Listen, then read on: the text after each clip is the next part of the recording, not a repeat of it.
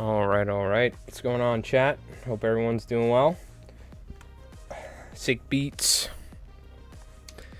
Yes, we've been jamming these epidemic track sounds for quite a while. At some point, though, we're gonna get rid of them. They've gotten their money's worth out of me over the years, that's for certain. They are nice songs, they are nice beats, for sure. All right. I'll lower this stuff.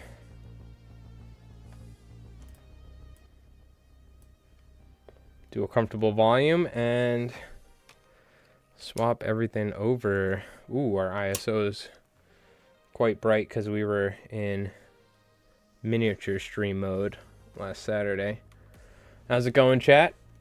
I hope everyone's doing well. Appreciate everyone tuning in. Hello. I'm in still in commercial fly tying peak mode with my overgrown lumberjack beard or whatever. I gotta trim it at some point. But we got our 60 kinky muddlers done. In the 4-aught, I've been working on a ton of the size 2-aught. We'll actually bump the ISO up some. Bunch of 36 size 2-aughts. Putting the marabou on them. Gonna do the bodies. Those will be done soon. Waiting on eyes. I got gray over white, except I didn't have gray hackle, so we're just doing all white hackle.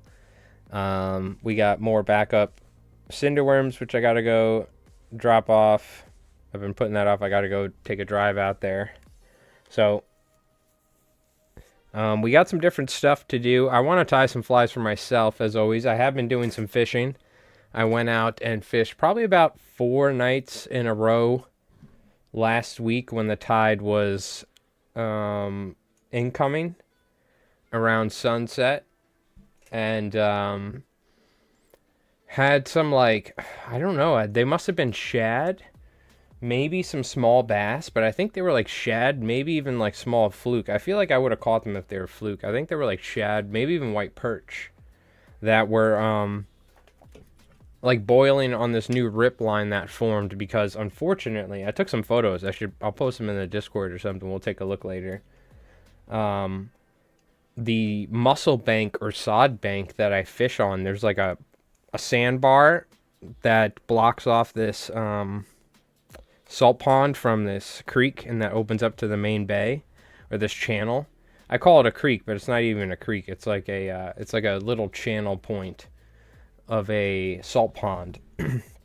In the back it has creeks, but the entire mussel bed with the sod and the grass completely disappeared over the winter. I don't know what happened, but this like whole point, this chunk, and there was a post. I would put my backpack on the post, but the whole thing's gone. So now it's like this lawn or sandbar area. There's still some grass back. I don't know if it eroded or what, but something happened. I specifically avoided stepping on that grass for years because I was worried that the mussel bed was eroding, but over the past year or two, the mussel bed severely like eroded underneath. So I don't know if it was just natural or what, or from dredging. But now there's like a different rip line, which is interesting. There's still the channel, like, change in depth, right? There's like a dredged channel. It's very small. It's very thin. Maybe like 30 feet across or something like that. And not the whole thing's dredged. So there's just like drop off and there's a rip. And there were like herring or some small bass working it. And there were a couple big boils. Like, now we're getting in the territory. They're looking like bass boiling. And I think I was probably like trying to relight a cigarette or something like that, so my fly sank for a while, and I yanked it out. It was right in front of me, like probably like 6 feet in front of me, or like 10 feet in front of me. And I yanked the fly out real quick, and there was this huge boil. So one follow at least, but I haven't been able to get hooked up with a bass. I think I'm gonna need to go and like with a tide where it's either outgoing at sunset and go fish into like 12 o'clock, 1 o'clock at night. You know, I think I need to fish at night, because it seemed like things were kind of like heating up, but it was also a small like window, you know what I mean, where I saw a good amount of activity. So, but I haven't been back since because we had some rain, we had some shitty weather. I think I went the other day and it was like, it started raining after like 30 minutes. There was no activity, and it's been blowing like 15, 20 miles per hour from the west-southwest. So, I've just been getting some work done. But anyways, been doing some fishing, so I do want to tie some flies for myself. I have some black and purple flies. We tied some of those flat wings. I've been using those. That's what I had to follow on, was that black and yellow flat wing, black and purple and yellow flat wing with the gold flash that Craggle recommended, which I don't even, I don't know if it really matters, but that was the one that we tied on stream. But I want to tie some different flies, maybe some like pink and just some different squimpish hollows and things like that. So I do want to tie a couple cinderworm gurglers. I don't know if we'll do that right now, though. I just have to tie like 5 more. Let's tie some flies for myself. We'll do that. We don't need to worry about this right now. I am limited on hooks. I do have a box of 4-aughts coming, but I do not want to use my nice Gamakatsu hooks because they are reserved for the roosterfish flies at the moment. I'm using whatever the hell I got at the moment. First, and I didn't say hello to chat. What's going on, Bobzilla? How's it going? Rev, how you doing, dude? Sick shirt. Rev sent me a shirt. He got a Mike Rolls Dice shirt. Unofficial, but very cool nonetheless. How's it going, Gene? Fish Brat. How's it going, Yumi? I hope you're doing well. Thanks for tuning in, chat. And I'll show you guys real quick before we get started. Check out, this is what I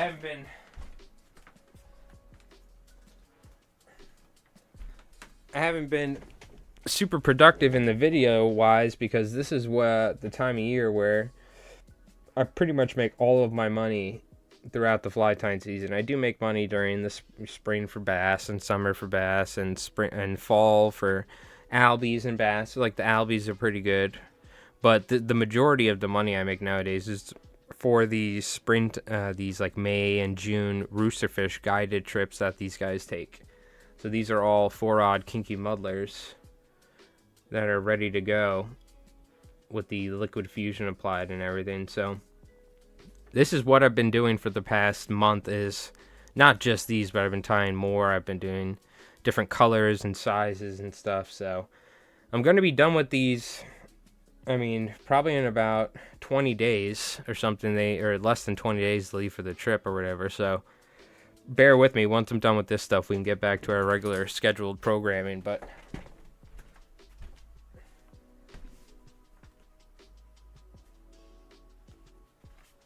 believe me, it's a hell of a lot better than tying some clousers. I'll tell you that much. Anyways, that's what I've been doing. Living in a world of Johnny Kane's kinky muddlers. But very much so worth it for me, so. Alright. You're doing a guided trip on Sunday? Very nice. What are you doing, some bass fishing? Or where do you, I don't even remember what sort of fishing you do.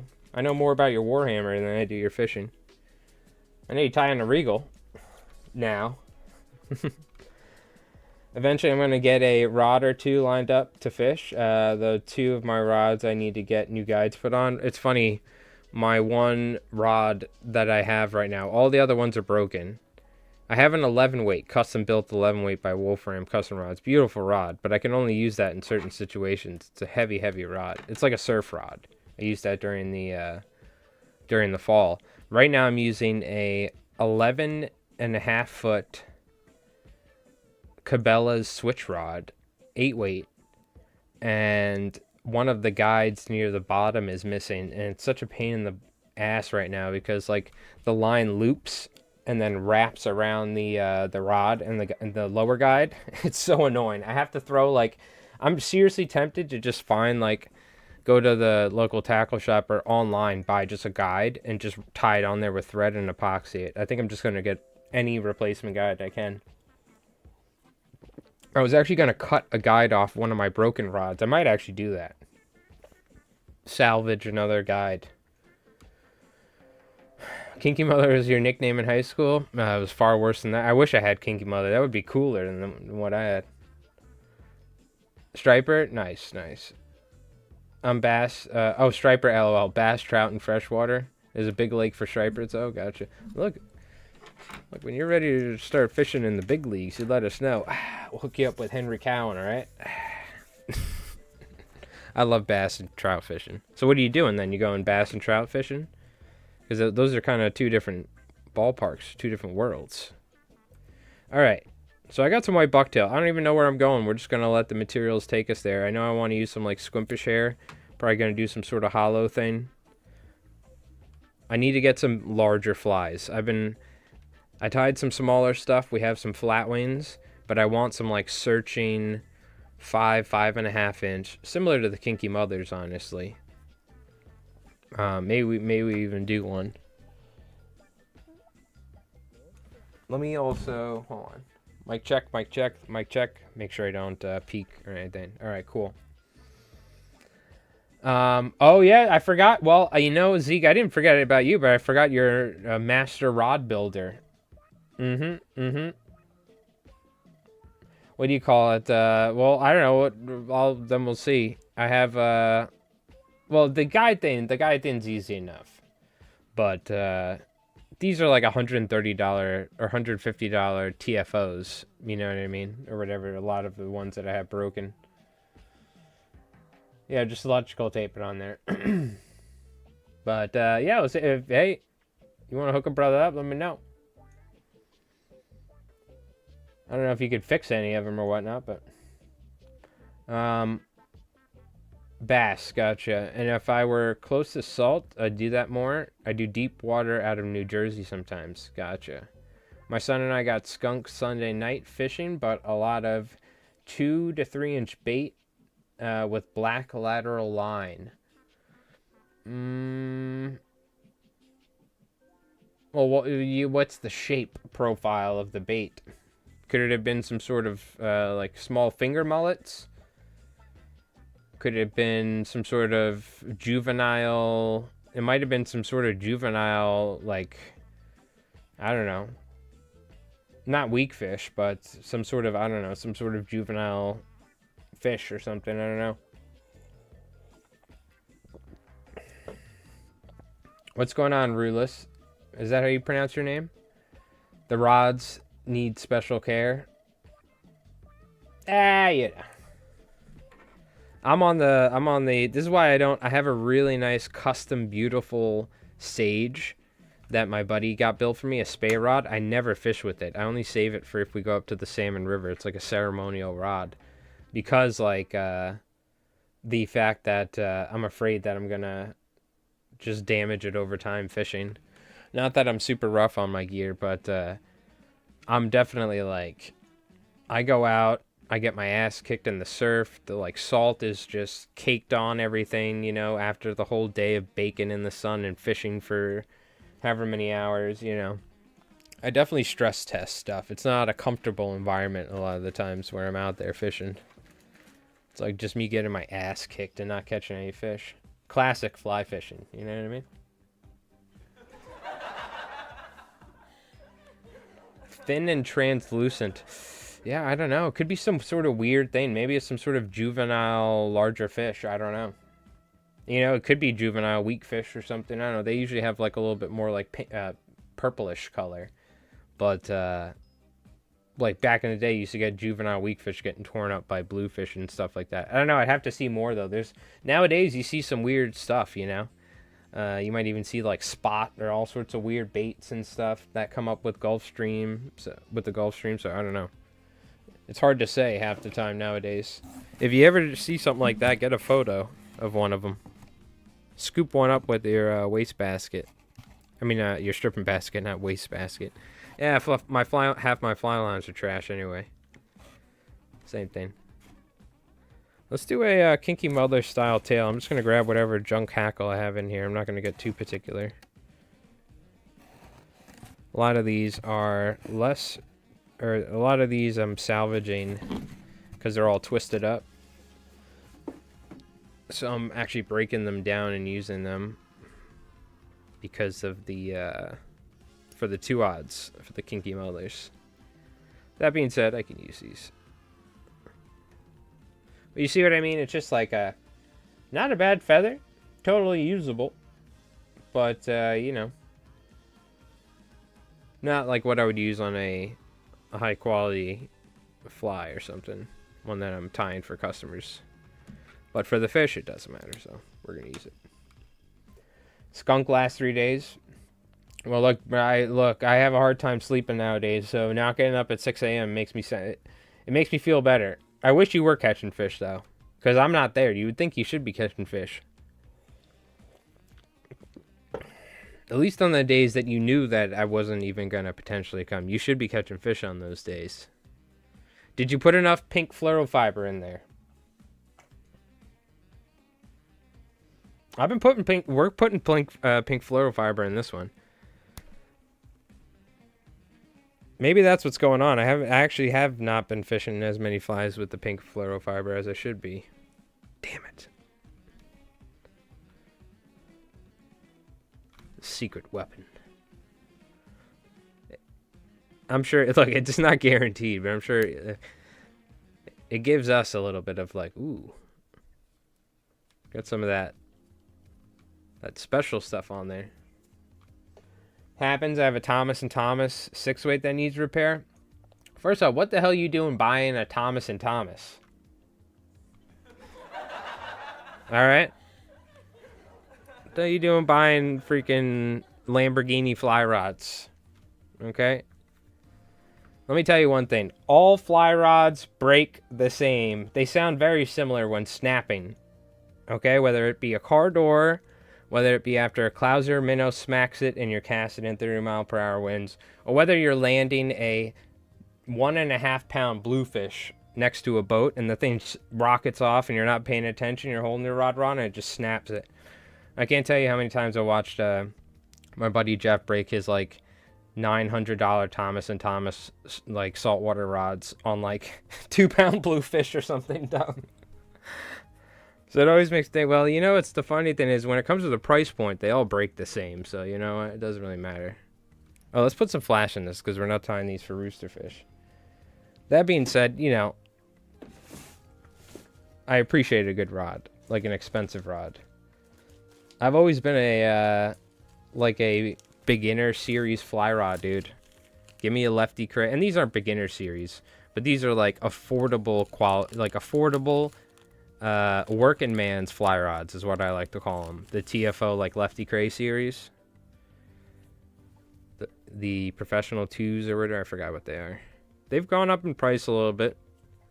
I remember when they were cheaper, but still, they're like sub $200 saltwater fly rods that I generally get multiple years of use out of, and then it's like I end up smacking the rod with a clouser. You know, it ends up falling on the rocks too many times and something. I'm like casting in like 20-mile-per-hour wind over and over again, and it just like snaps at some point. Is usually what happens. But I've had Orvis rods do the same thing. See, I used to have $400, $500, $600 rods, but you know, I've learned like honestly they're not that different from. They are nice. Don't get me wrong. When I cast like some of my friends' more expensive rods, I'm like, ooh, this is really nice. Just to like fit and finish. It's like a difference between guitars, but you know, at the end of the day, it's also just like honestly nowadays, I don't really feel like there's that much of a difference between like $200 fly rods and $1,000 to me, you know what I mean? When it comes to like performance, I can cast just as fine. Maybe it's like maybe a little bit more comfortable over time because it's like a little bit lighter or something, but yeah, I feel like if I was going to spend more money on something, which I do, it's the fly reel. You know, I like getting maybe a more higher quality fly reel because in saltwater, the fly reel has a better chance of getting like corroded and damaged or getting sand in the what do you call it? Sand in the gears or the, you know, the mechanism of the drag. Depends how you cast. Yeah. Well, I don't know. I wonder if you give someone who's like maybe not as good of a caster, like a maybe like beginner fly caster, if you give them a more expensive rod, would they perform better? I don't know. Depends. Probably not. But maybe it'll be less fatiguing, like if it's especially some of those lighter rods, maybe it's a little bit easier to cast all day or something. Bay is 54 degrees. Spook 2 fish in shallow water. Yep. All right. So we did a little wrap around here. That's to prevent it from fouling and also give us a nice little pocket under our feathers to give us the action. Now we're going to do like a hybrid kinky muddler thing here where we're going to use some like hackle and stuff, or maybe some bucktail. I'm thinking we'll keep it mostly white and then we could build it up or something.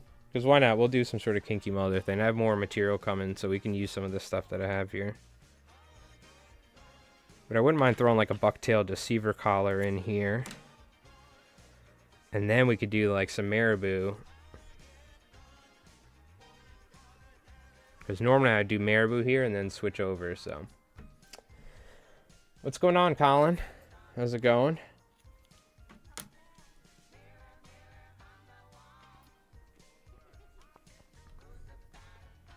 Yeah, I do need to figure out like a fly box solution or like a fly wallet that I could slip in my waders, because now I can't bring a backpack with me.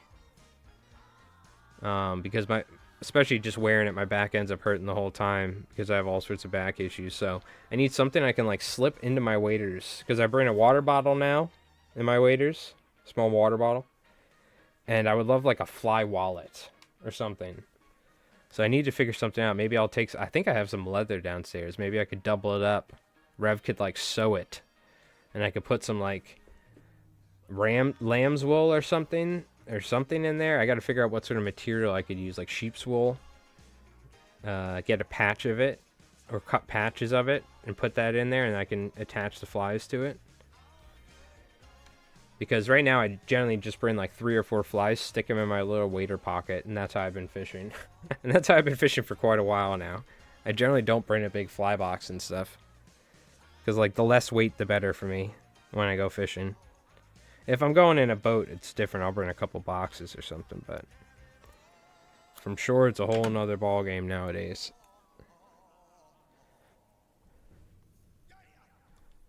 So I got to figure something out, like, because you can buy fly wallets, like traditional fly wallets that they use in like salmon fishing over in Ireland or Scotland, you know, like they used to use back in the day. But I kind of want to get one that's more appropriately sized for our saltwater flies. But like also, I don't know, that's why I'm like, I'm just going to have to make it. You know, it's not something I feel like I could like easily find or buy. So I just got to figure that out. I actually I made a leather quiver before. I don't know if I have any leftover leather. It's pretty thick leather though. I have like a couch leather. It was a real leather couch. And somebody's like, hey, you want to cut up all this leather and take it? I was like, hell yeah, because I made a different quiver with it at some point. Like a traditional style quiver. eBay, $65. All right, yep. See, that's the thing. I got to make my own. You convinced me. I have ram's wool. I'm sure I can figure it out. Yep. Hey, I don't blame him, you know what I mean? It's like me tying flies. Like, I'm sure somebody making a leather fly wallet. It's kind of like a boutique thing nowadays. But yeah, okay, we're going to need to make our own. Gotcha. I could sew it by hand using, like, cordage. I've done quivers and stuff before.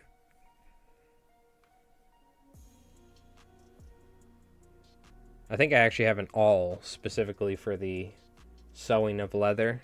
And then I was using artificial sinew. You know what I mean? That's how I did my previous... so I actually have the exact stuff I need to do it. So I should just shut up and do it. I need to find what would be the right material to put inside of a fly wallet. Is it sheep's wool? Like a patch of sheep's wool or something? We'll take a look. We'll do some research here in a little bit.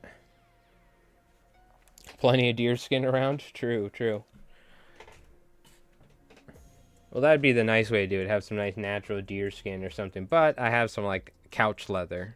Which is still real leather, but it's like all finished or whatever. If I find my fly wallet, make it yours. Leather and wool. I got it when about... a rod in Connecticut. Okay. Sounds good. You let me know. Sounds good. And the thing is, with that, I feel like you got to take the flies out, you know, and then like rinse them and all that. Otherwise, they'll probably rust too. It's different in freshwater. But that being said, I usually do that with my flies nowadays. I'm pretty good with that nowadays. Usually I use a little bag or something, or just stick them in the bag that's on my waders for your cell phone or something. You know, they have those bags that come attached to frog togs or something. And then I yank them out and rinse them just so they don't rust. Sheep's wool or synthetic? An old seat car cover. Yeah, that seems like the kind of right appropriate thickness. The stuff I have is like, this couch leather. It's much thinner. So I was thinking of doubling it up, essentially. But, because you kind of do want some rigidity to it, right? Now that you definitely want it to be somewhat rigid so it doesn't completely bend and fold. And you don't poke through it or something. Here we go. I will come to the cool kids. Oh, sorry, Dad Life. What do you call it? I'm just in the middle of tying and yapping the whole time. What's going on, dude? You can watch wherever you like, brother. We gotta be careful. We don't want him to get jealous over on the purple one. But how's it going, dude? I saw you've been fishing. I saw that Instagram thing of the bass like on the inlet rocks and porgies. Like, where the hell was that?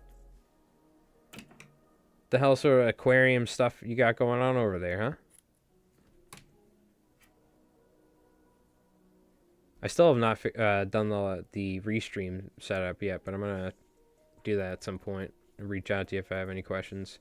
I'm just gonna set it up and do a little test run, see how she goes. I'm just busy at the moment. We'll get to it at some point. This looks nice though. I want to add a little bit more marabou. That was from last fall. That's what I figured. I was like, that ain't no springtime. That's like something I see by the inlet sometimes during the spring. And there'll be like albies mixed in. It's sick. I've seen it a handful of times. And it is wild. I've seen it like that too, where the bass, like, you won't even catch the bass. These bass are just like eating and all that.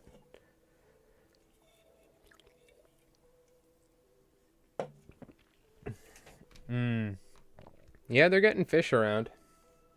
Down by me, too. Bought in Connecticut, gotcha. Sheep's wool or synthetic? An old sea car cover, yep. Alright. We got this. We got a nice basis for some slinky fiber now to do our kinky muddler. So I'm going to do a very limited amount of ties on this head too. This is a larger hook than our normal Gamakatsu SL12S2, so it gave us the space to kind of play around, do our extra bucktail collar and all that jazz. And normally I would use the mono thread here. I'm just going to stick with the white Danville, it's fine.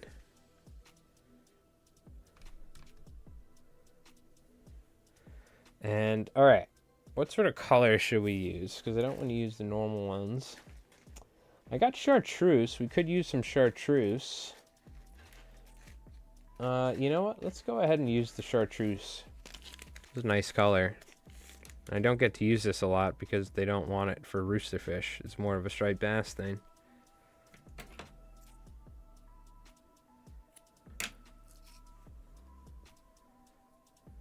But I do love chartreuse for fly tying.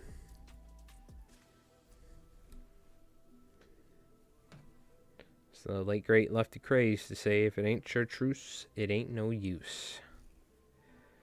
That being said, I don't fish with chartreuse as much nowadays. I feel like back in the day, this was like, if you're fishing for stripers, you gotta use chartreuse. But nowadays, I feel like other colors are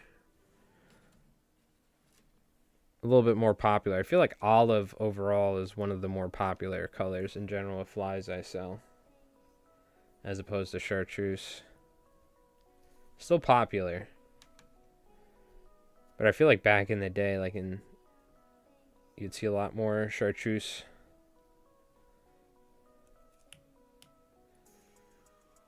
Still has a special place in my heart because it was the first fly, so like proper fly I ever tied on a vise was in Manhattan, Orvis. Because before that, I was tying whatever I could with random bird feathers and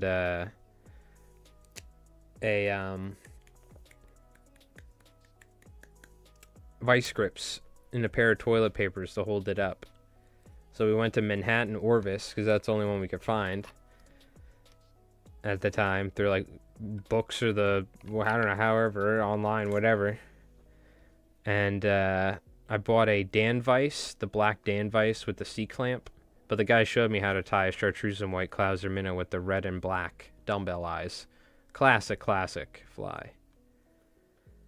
And that was the first like proper fly I tied. And that was it. Ruined my life. Now we're here. No. And I do it for a living. Stay in school, kids, for as long as you can.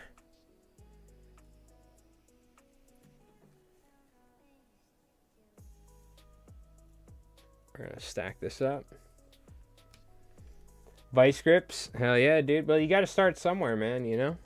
Chartreuse still isn't a confidence color for you. All white isn't either. Oh man, the all white is definitely for me.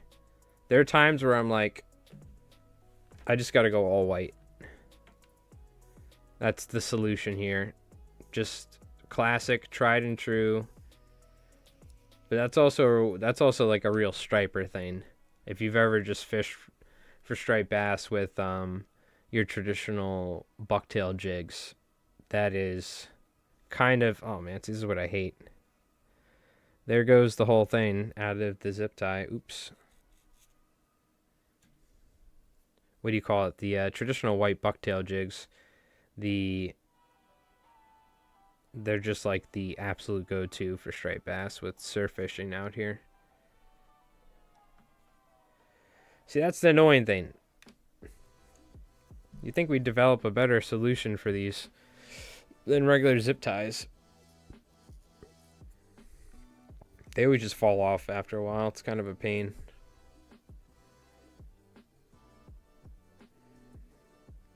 But that's fine. Let's be honest. Do I need it this long? No. Can I trim it and actually use some of it? I'm just going to tie it, whatever. Well, it's definitely a waste if I use that much.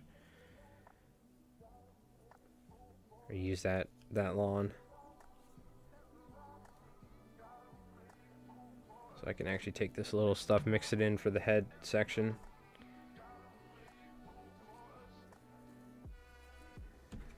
Gotta make your fly time material count nowadays with how expensive this stuff is. And someone asked in a comment before the live stream, they said something about, I gotta read it. And maybe you're even watching right now, but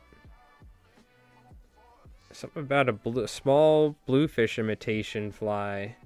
We did make a video, the roll your own fly video. It is up there. Somebody's asking about a video for it or something. That was one of the episodes of Roll Your Own Fly, which I got to do that again at some point. It is a nice creative experiment. Didn't do as well with views, but whatever. Who cares about all that? How long does a fly last? It seems like when the fish would bite, its feathers would be broken. Now, you'd be surprised how durable these are, even with toothy critters. I mean, with toothy fish like bluefish, the natural material, like softer feathers, will break pretty easily.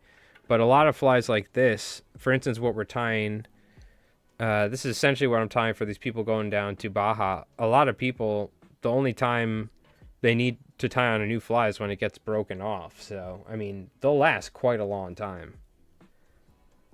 I have some flies that I've caught a ton of fish on over the years that I still have, like from 10 years ago. But what happens is generally some material will slowly start to get torn off over time. You'll lose one feather. and some of the like bucktail, but this synthetic stuff that we're tying on now, this stuff is like indestructible material, so usually you'll end up losing the fly before it becomes unfishable, is what I'm saying. And even when there's only one feather left and whatever, there's something about flies that have caught a ton of fish that have this special juju where I swear to God, I've had flies where there's barely any material left, but when the fish are feeding good, as long as I'm putting it in the right spot and presenting it right, they'll still eat it. It's funny, I've had times where there's barely any stuff left on it, and I'm still catching striped bass.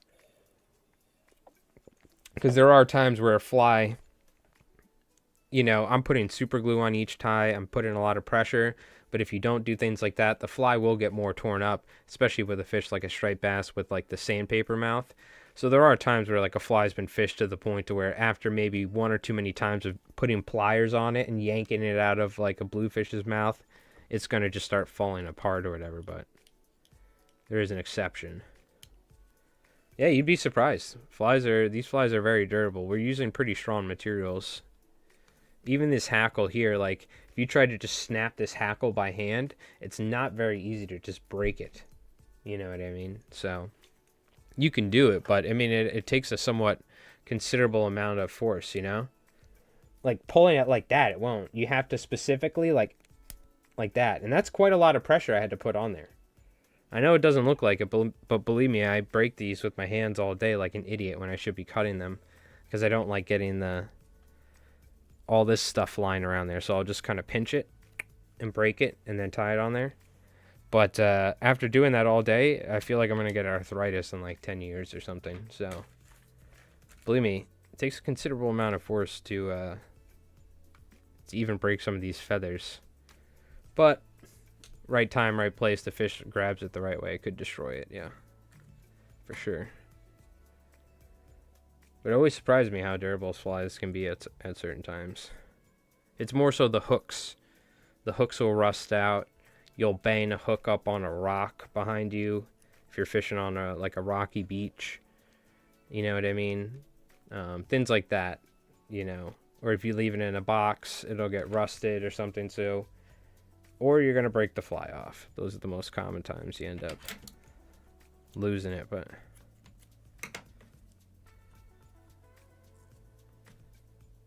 Now, for some freshwater flies, I don't know. Like dry flies. I'd like to say most dry flies, I think, are pretty durable, but I'm not certain. There are definitely probably some flies in the fly tying world that are less durable. They're more like... You get a couple fish out of them and they're done, but in saltwater fishing, it doesn't tend to be like that. Definitely, a lot of the stuff is geared in the mind with durability, and, you know, a fly like this costs like 16 bucks or like $14, so you have to make them durable. So otherwise, people aren't, you know, going to want them essentially because it's just going to be, paying $16 for a one-time fly or something, you know?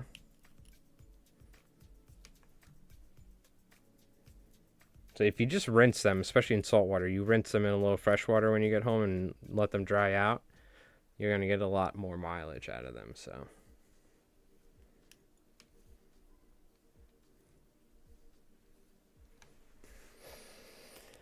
Of course, depends on the flies. I had some last 30 fish and others only last cast, yeah.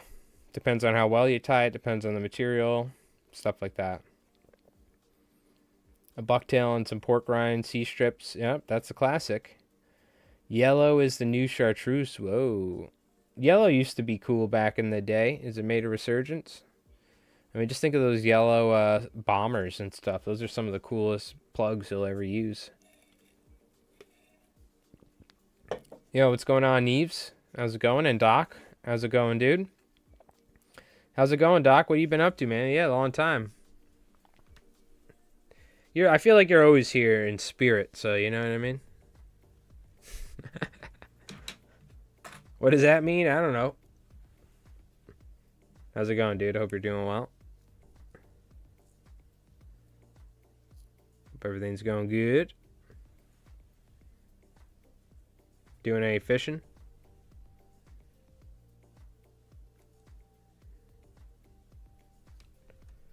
do our hollow ties here. I should have some, yeah, I have some flashy Steve Farrar chartreuse. Why not? Let us use it. This is out of the bag too. All of my chartreuse material is not cooperating anymore. It's rebelling. It's rebelling against me.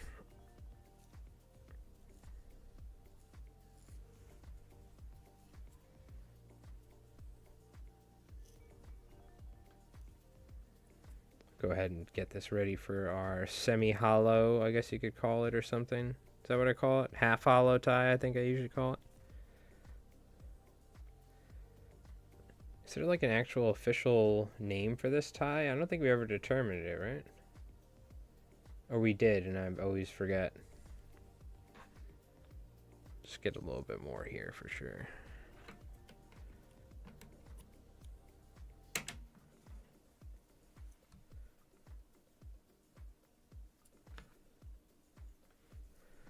Is that enough white on there? Guess I can add just a teeny bit. Almost have too much thread wrapping now, so I gotta be careful. Alright. I rinse my flies out, so I get lazy. I wish I rinsed my flies out. I get so lazy. Well, here's the thing. If I put them in the fly box, I never do. But if I put them in my waders, I always do it. So I'm just going to have a small fly wallet with just like a handful of flies. And it's going to be in my waders. And I'll take it out. So I do the whole routine as usual. And I'll just rinse them. Just pop them out real quick. When I have a big fly box, it's like half the time, I don't know.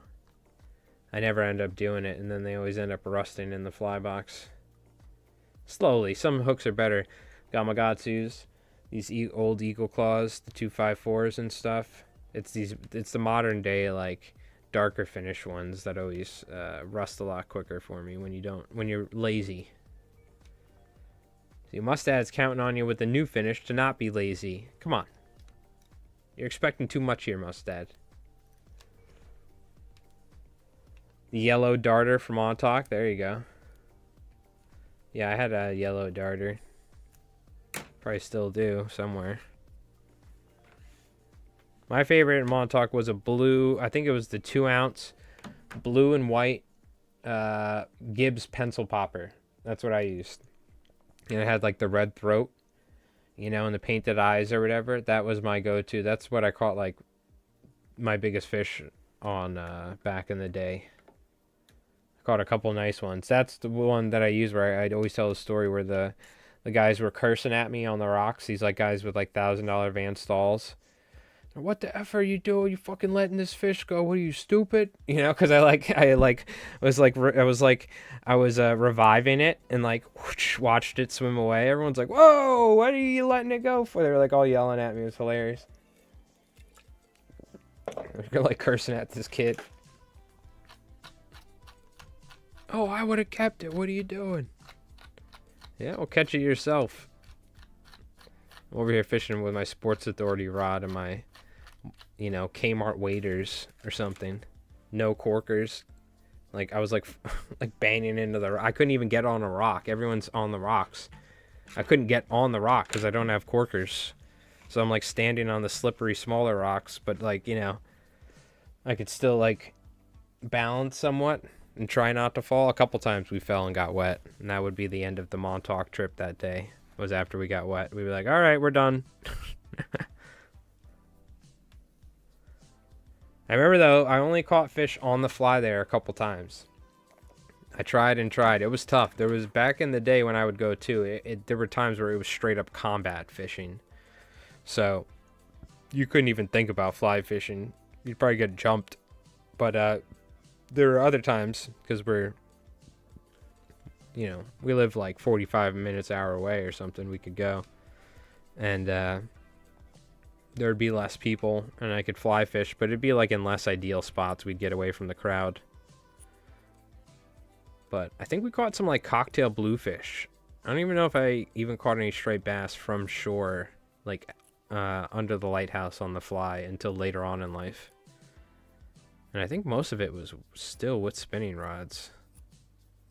It's not the easiest place to fly fish from shore.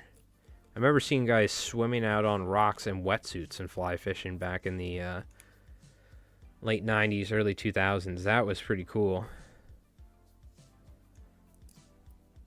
So normally I would trim this fairly sparse, and I still am going to sparse it down, but for striped bass, I can leave this with a bulkier profile because I want this to be like an injured bait fish. You could see like a V-wake as you're stripping it, you know? That's the idea. Found it. Very nice. Snaps work and has a pouch. All right. Very cool. Well, you let me know. I'll whip up some flies for you as a thank you or something. We'll trade.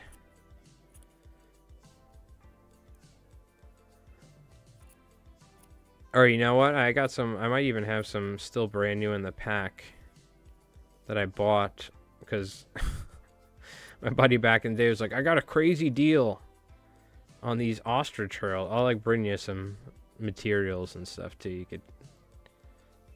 Oh shit! I forgot I have like unlimited silver flash. I should give you some silver flash. I bought a hank of silver flash for $50, and it's enough silver flash for me for the rest of my life.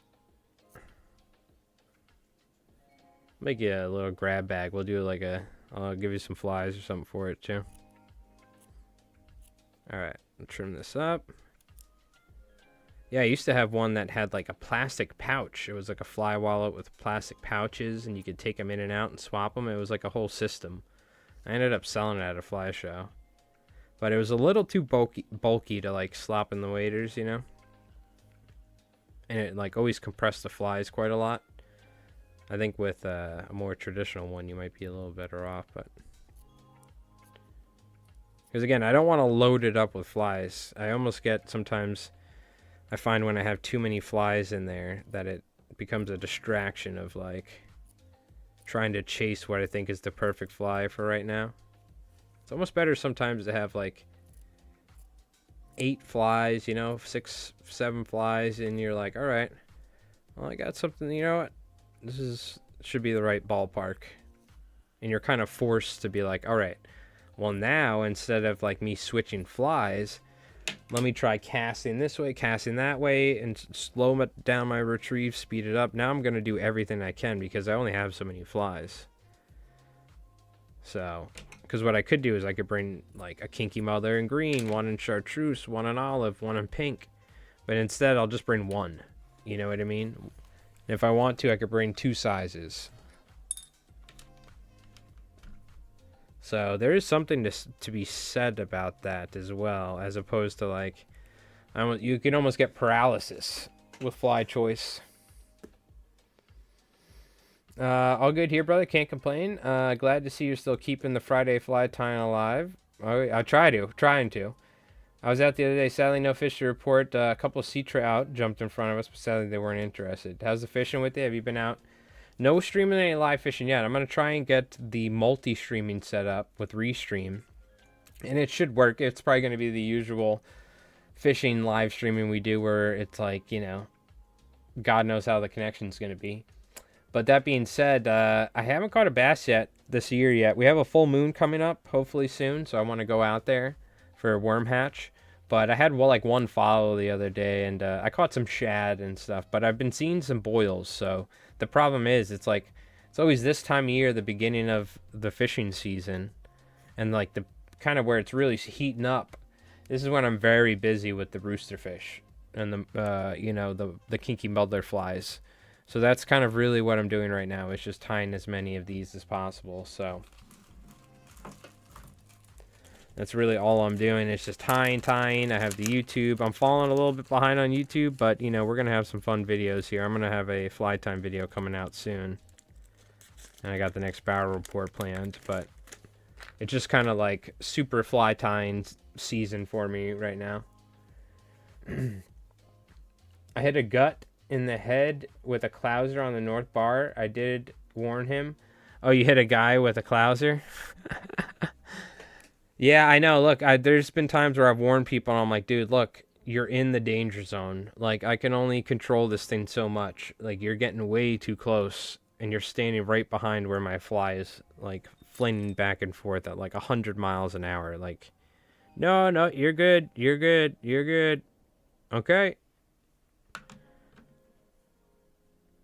okay, I might fucking hit you by accident though. Like, you're not making this fun for me right now. And I had it, and some kid was like, "No, no, you're good, you're good, you're good." And dude, I ended up schwacking him with a freaking half and half or something, like a big, big, big, big 4-aught. And of course, he's wearing a jacket. You know, he's not gonna get hooked or anything. Most of the time with fly fishing, you're not gonna get like the hook in you. You know what I mean? It's gonna like bang into you. Or if you're wearing like waders or a jacket, you're fine. You do need to be careful though. But and I could hear it like whoosh, it probably stung so bad. And I just left. And he's like, "No, you're all right. You're all right. You're good." I felt so bad, and because I'm not trying to smack people with freaking giant half and half. I'm telling you, dude, that hurts. It hurts pretty bad. I've been hit a bunch of times with clousers, and but I was like, all right, I'm leaving anyway. I couldn't catch anything. They were all catching bluefish because they could get further out than me, you know, out past where I could with the fly rod. I had the primo spot though. I had the 6th spot. It was under the bridge over there. It's one bridge out west. But yeah, so that was fun. Smacking that kid with the clouser. I say kid, he was like 20 or something, or 19, and I was like 26 or whatever at the time. But I haven't fished out that way in years, man. It gets it's nice though when you go like this is why it's nice to fish during a weeknight or something. But like, dude, there's Thursday, Friday, Saturday, Sunday at times. Some of these spots you can't even fish with a fly rod because you're just gonna hook somebody. You're gonna cross. People are casting over your lines at spots. It's like, oh, dude. So that's why I always wear waders, and I just try and get out of the way. I get in the water, and just all my fishing spots are generally like out of where other people fish. So it's not always there's always better spots at times too, but it's what it's like convenient to fish with a fly rod a lot of times too. Smack myself in the back with a clouser practicing my cast the other day. That's the other thing. You got to learn how to turn your arm. There's the number one thing. I just read it in a random Lefty Cray book. Okay? Casting like this. Casting like this. My wrist is essentially straight, right? There might be a little movement in it, but you want this kind of straight. And you're just kind of doing this back and forth. You're casting like this. Now, if the wind is blowing, let's say this way, coming at me, right? If I cast like this, normally the wind's going to blow my cast and it's going to hit me in the back. So to avoid that, what you do is take your wrist and you turn it away from you like this. So now by holding my rod like this, the backbone of the rod is now here. What that does is, that means when I cast now, I can cast away from myself a little bit, and it's keeping that pendulum of the line away from me. So instead of the line coming like this by me, the line's like this. It's like out here, as opposed to like whipping right behind me. So you take your rod and you turn your wrist inwards, it would be, I guess. Or you could turn it outwards or something like that. But there does get a point to where you need to switch and start backcasting. Because there just comes to a point to where even with as much, that little Lefty Cray trick and whatever, and using the backbone of the rod to keep the line away from you, there are times where you just have to suck it up and false cast, even if you're going to get less distance. There are times, though, when I false cast, I cast it farther than I can cast it normally. I mean, normally with a standard rod with a normal cast. So, especially with the right wind. You got to judge the wind and see what's going to be more beneficial for you in your casting. But yes. And the other thing is very dangerous about fishing with clousers. I mean, yeah, you can knock yourself out. You can get a hook in your eye. Yeah, blah, blah, blah, blah. You can hit your rod. And if you hit your rod with a clouser, you will break it. I had a nice rise rod. Or not a nice one, but an entry level, but still was nice. And that's the company I'm tying these flies for, the owner. And I hit it with a clouser fishing for stripers, and then we went up steelhead fishing. It was super cold, and I just like lifted up the line and casted it, and the thing just snapped. And it was definitely because not only the extreme temperature change, and it probably like was getting wet and cracking in there or whatever, freezing, but it was the fact that I probably just smacked it so hard with a big half and half or clouser, it probably cracked the rod, and it just got to the point to where we were in like 0-degree weather when I got snagged a little bit, or like lifted the line up and cast it a little bit, or whatever happened. I forgot what happened. It just went like just snapped. So I find myself I use clousers way less than I used to, because specifically I don't want to smack my rod, and I don't want to smack myself in the back of the head on a windy day. If it's not windy, I'll use them, but if it's windy, I won't use clousers for sure, because specifically I broke an Orvis rod because of that. Hit it with a clouser, and then while just casting later that day, it broke. But I think we determined it was because I think I was streaming too, and it was like straight up like it was like a monsoon. We were fishing, me and Tyler, or maybe I was filming it on my GoPro or something. But I broke my beautiful Orvis, my last Orvis rod that I ever had, after hitting it with a half and half. So I broke a bunch of rods from hitting them with clousers over the years. So especially fast action, double hauling, blowing wind, like dude, that clouser is moving with velocity. It's like a freaking bullet.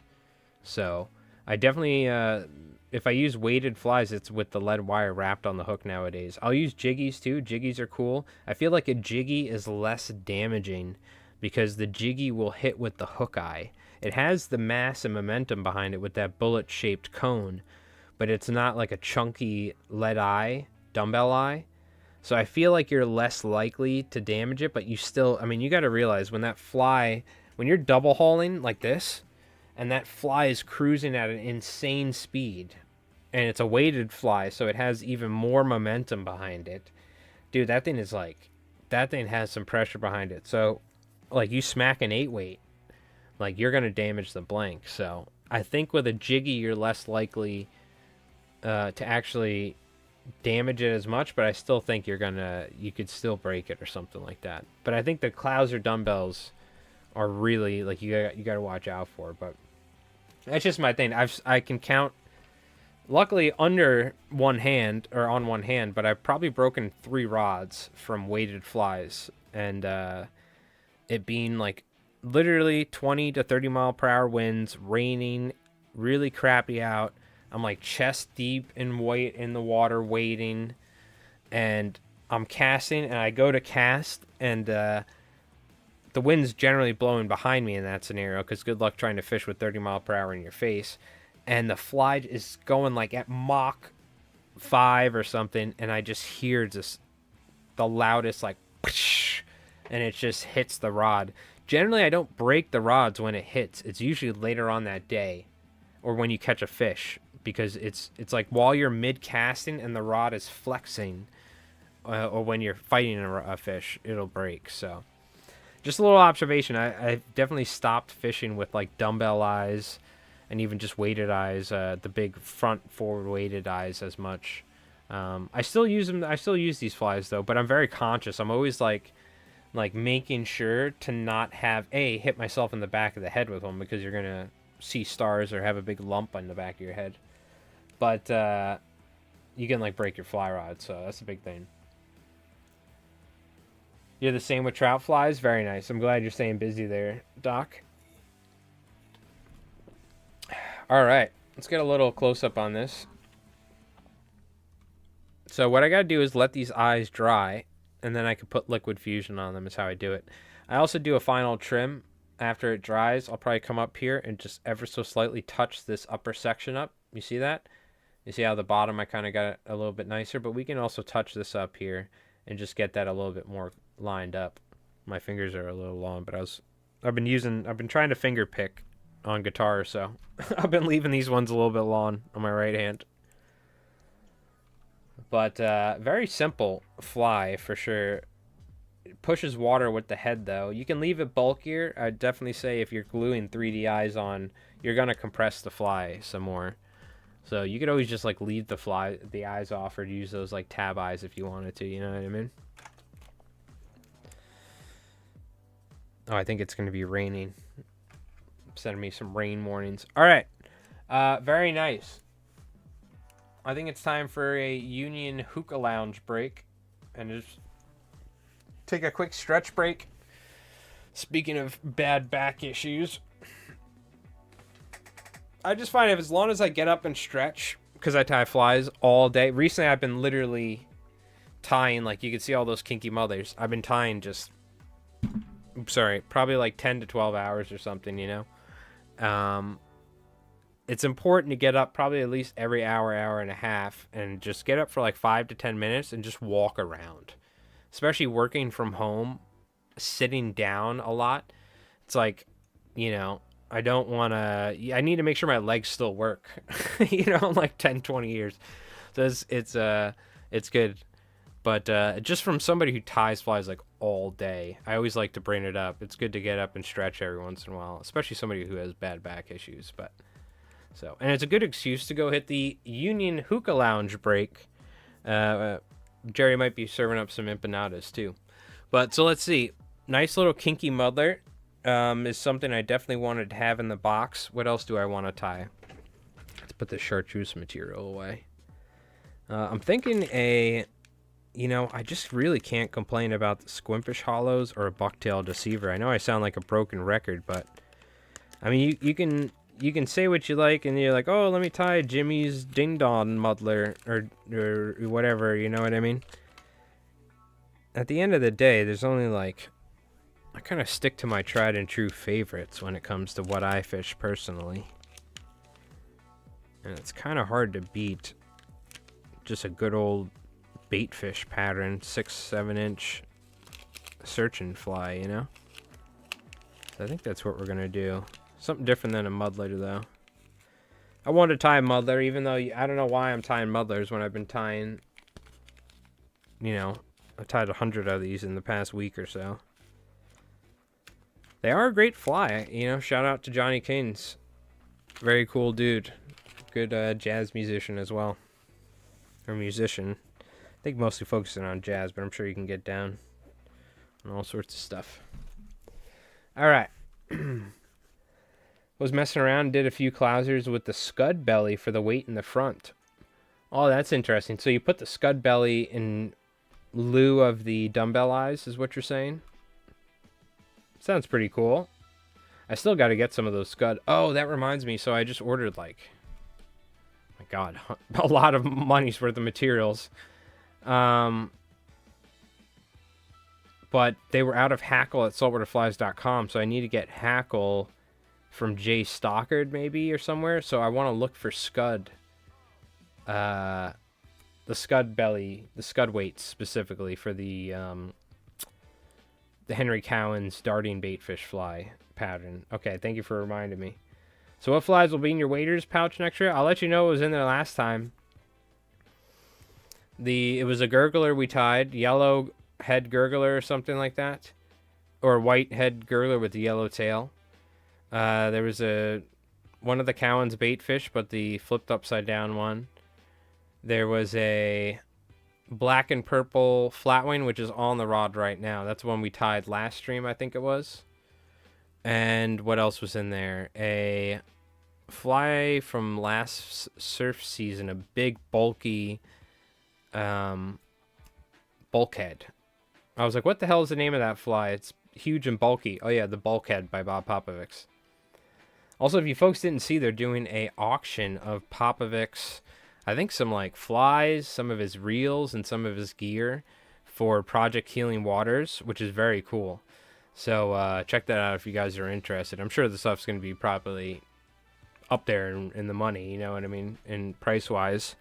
But that is cool that they're doing that. I think Dixon might have had something to do with that, if I'm not wrong. Paul Dixon, who's a guide, one of the most well-renowned guides, or the probably most well-renowned guide on Long Island, who I do some tying for every now and then. Very nice guy. The Fly Shack has scud bellies. Okay, I'll take a look. Okay. Now, what will be in my pouch next trip? I don't know. We'll see.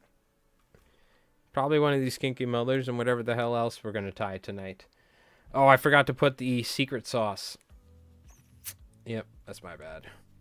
The Fly Shack, yeah, I don't know if I've ever used the Fly Shack before. Sounds familiar, but why don't you like it, Craigerl? I forgot the... Remind me. In fact, you don't need to remind me.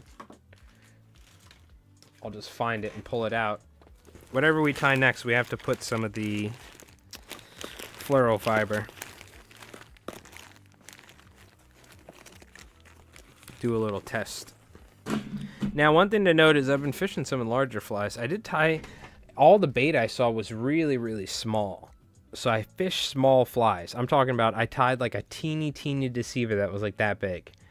Fished it, seen if I could catch... I don't know if they're perch or they're shad that I keep seeing every now and then, but I've not been able to catch anything like that. So I just swapped over to like a 5-inch flatwing, and that's when I started getting some action. So it's tricky. Like, they're on these really small bait, but the really small bait is like, I don't even know, like, sometimes I feel like it's good to just go with something bigger in that situation. I tried matching the hatch, but I haven't been having any luck in that regard, so... Use them because the free 50 shipping. Yeah. I was just curious. I might have bought stuff from them. I don't know. I've only really only shopped with a handful of places when it comes to fly tying stuff over the years. All right, chat. We're going to take a quick little break. When we get back, we're going to be using some fluoro fiber, and we're going to be tying some more larger flies for striped bass. You know, the classic sort of 5-6-inch searching flies that I tend to use throughout the season fly fishing for striped bass. So we're going to take a quick little break. I'm just going to go run and grab a drink and just stretch my back real quick so I don't end up bitching and moaning the whole stream. And we'll get back and we'll tie some more 4-odd striper flies. All right, chat. We'll see you in a sec, all right? Let's set up with the old Albie highlight. Yo, Frankenstein Ape, what's going on, dude? Fishing's been okay. Hasn't been too bad. But we'll be back in a sec. We'll talk more when I get back.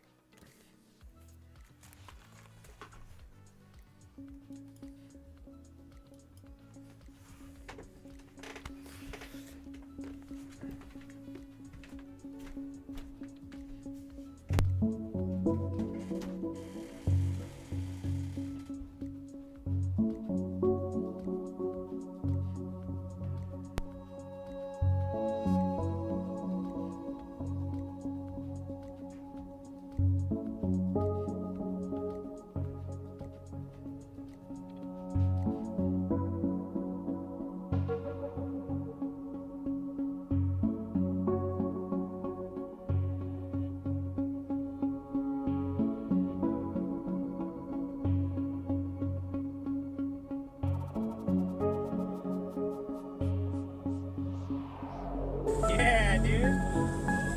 Yeah, dude. Stay tight, all right? Yeah, keep it tight. Yeah, dude.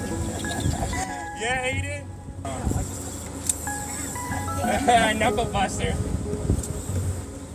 Are you good? Do you need me to do anything? Yeah, I might need a ride. Yes. Okay. Hold on, I'm gonna turn now. I'm gonna try and get on the bow. Yeah, get on the bow. All right, you're doing good. Keep doing your thing. I'm gonna move us away.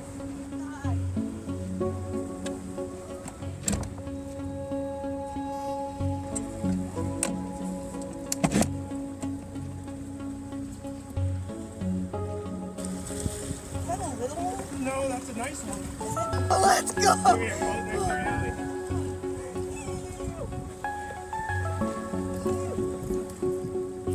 Good job. That's sick.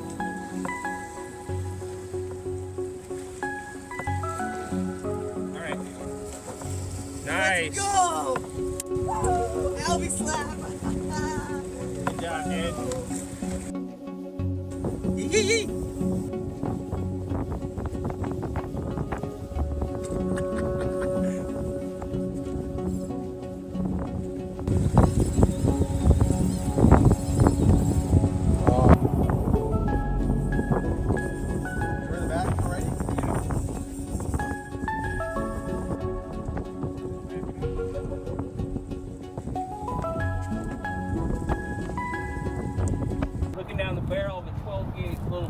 bro. On the alligator too.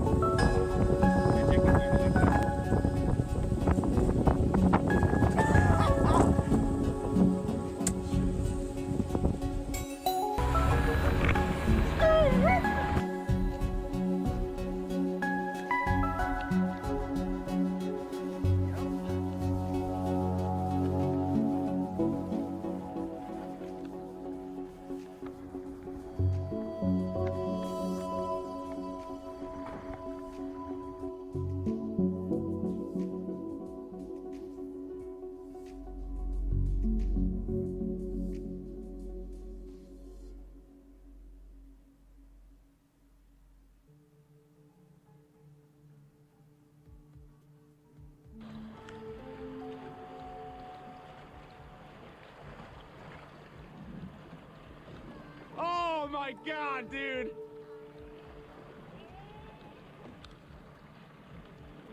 What the fuck?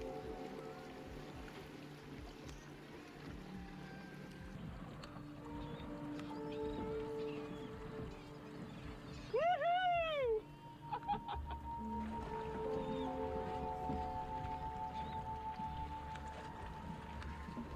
Oh my god.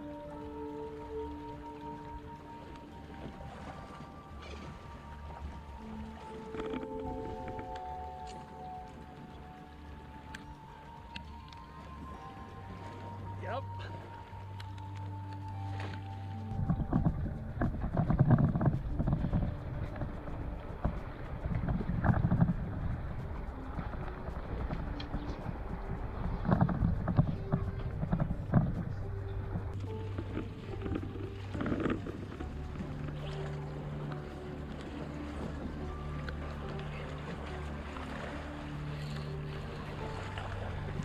Oh my god!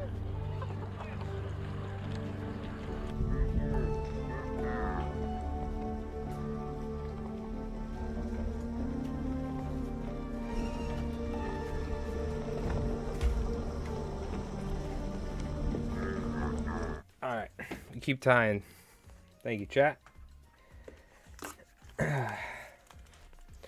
Materials, low quality, even though they're name brand. They'll bid for those pallets. It's my local fly shop. And I don't like it when I have to look for something there. Hey. Whatever works for you. Look, I, probably 95% of my fly tying purchases are saltwaterflies.com because I've been using them since I was talking to Chris and I can't figure out when, because we had one of the bumper stickers on a really old car, but so I like to date the age of like from when that bumper sticker was a fluorescent green one, but yeah, it could have been. So it was like either late 90s or early 2000s, and I've been buying from them for so long and have never had any issues. So you just stick with what works, you know what I mean?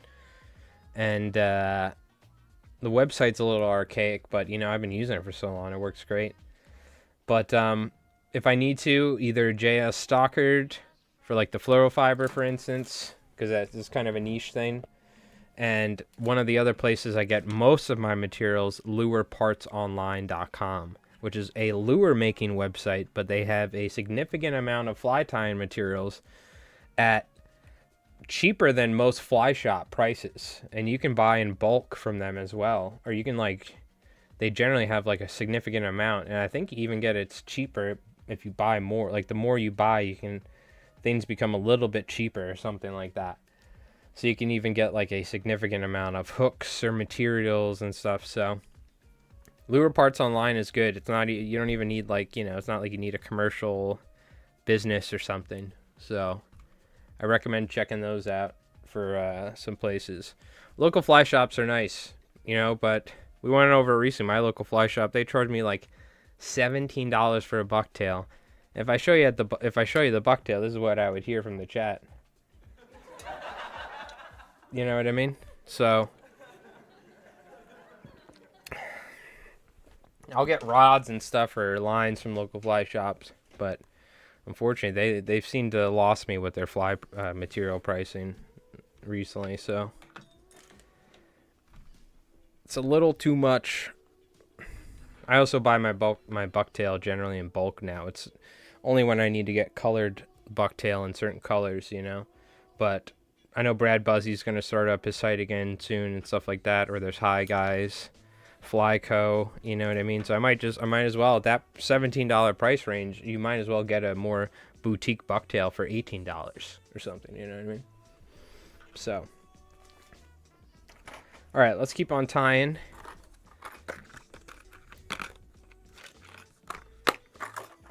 And we'll just see where the vise takes us. I don't really have an idea. I just know I want to kind of hackle style tail, a little bit larger profile, whether we do bucktail deceiver, squimpfish, I don't know. It might be also related to how lazy I am. I don't know if I feel like getting up and getting the squimpish stuff at the moment.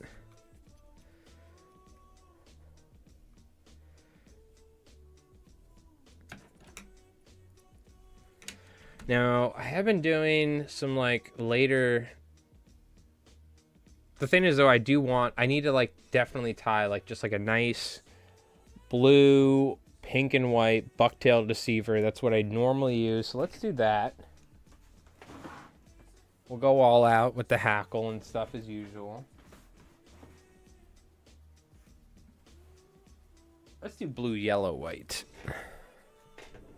That's like, this is like, when I go fishing, I'm just like, you know what? Sometimes I'll just bring one fly. Excuse me.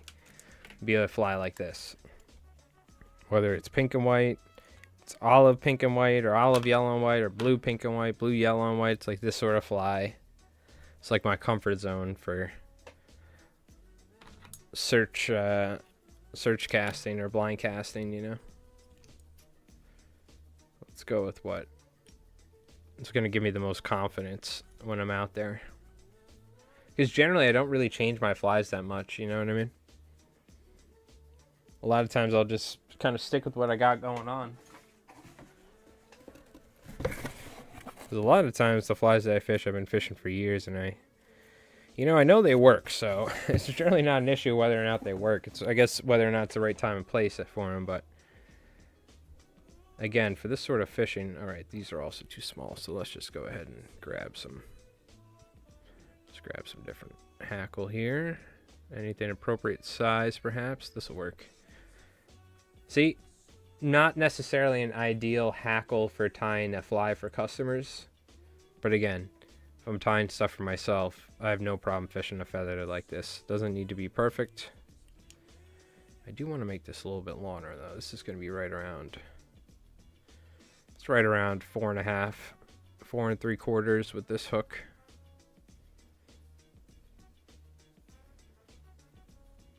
We're doing that like tented style hackle, if you will.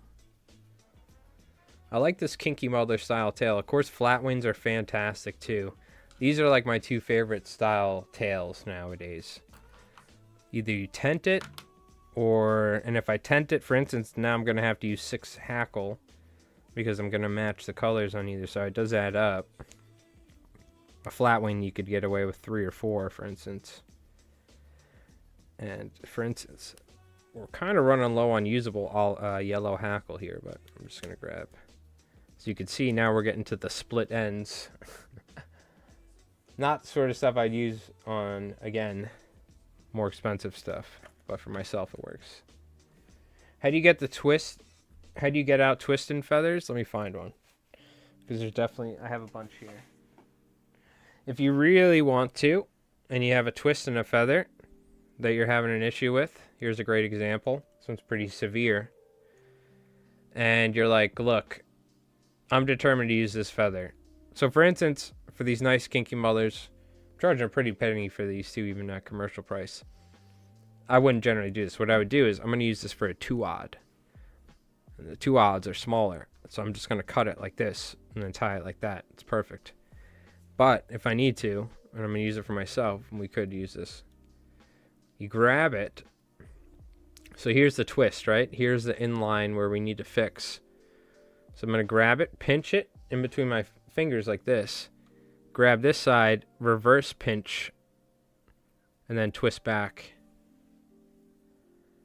Like so. And we still have more to go. And it's not perfect, but now the feather is at least somewhat straight. And it's going to take a little manipulation to get it right. And it's a little tricky because you don't want to damage it.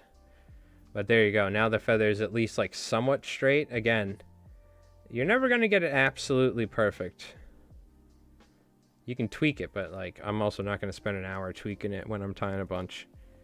But that's good enough for government work. You know what I mean? Steaming over a kettle works returns to its natural shape. That sounds like a much smarter solution. But, you know, Doc's using all of his brain cells over in Ireland. I'm not. So.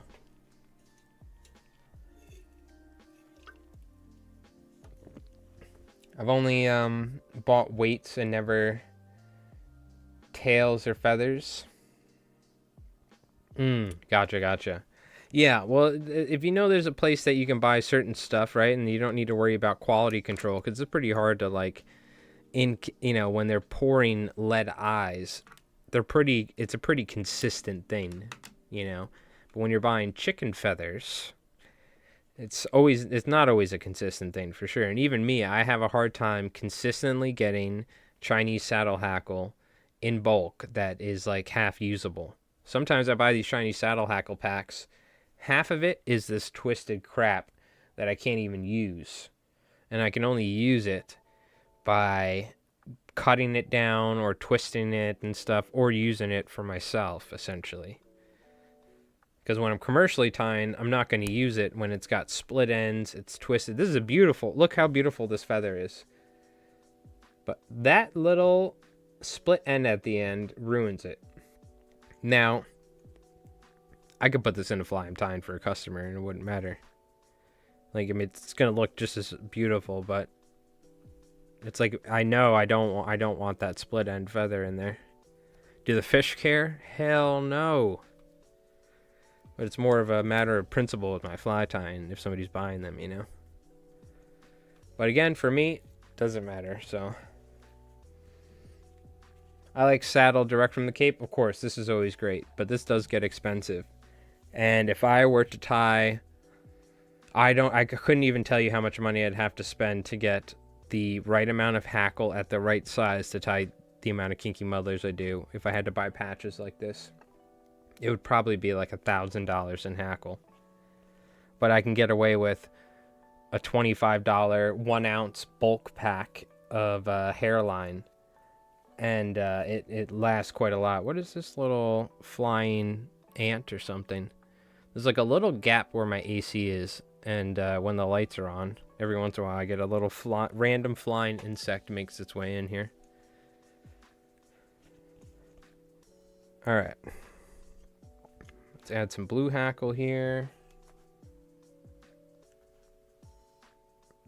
If you guys got any fly tying stuff, put it in the Discord. We'll take a look at the Discord later, as usual, at the end of the stream.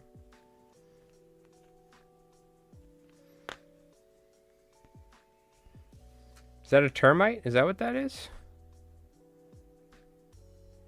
I don't think it's a termite. Possibly. I get these one little, like, they almost look like gnats, but they're not gnats. Every once in a while, one squeaks in. And then at night, when I have, like, my cell phone and I'm watching something while falling asleep, it's, like, bugging the hell out of me. Because I put foam and I put stuff all around it, but there's got to be, like, a little crack where they... Because I use studio lighting in my room here. So the... it's probably, like, you know, it's attracting them. The super bright lighting, they can see it through my... the AC separation paneling or whatever. They're like, sunlight. No, there's no wood stacked out or anything like that. It's like a plastic divider thing. But I'll take a look. Oh, you mean just actual wood outside? Oh yeah, there's probably some random crap or something. Who knows?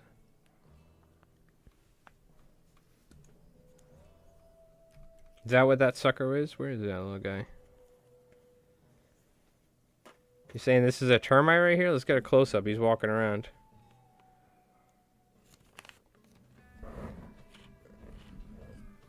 Is that what that little guy is?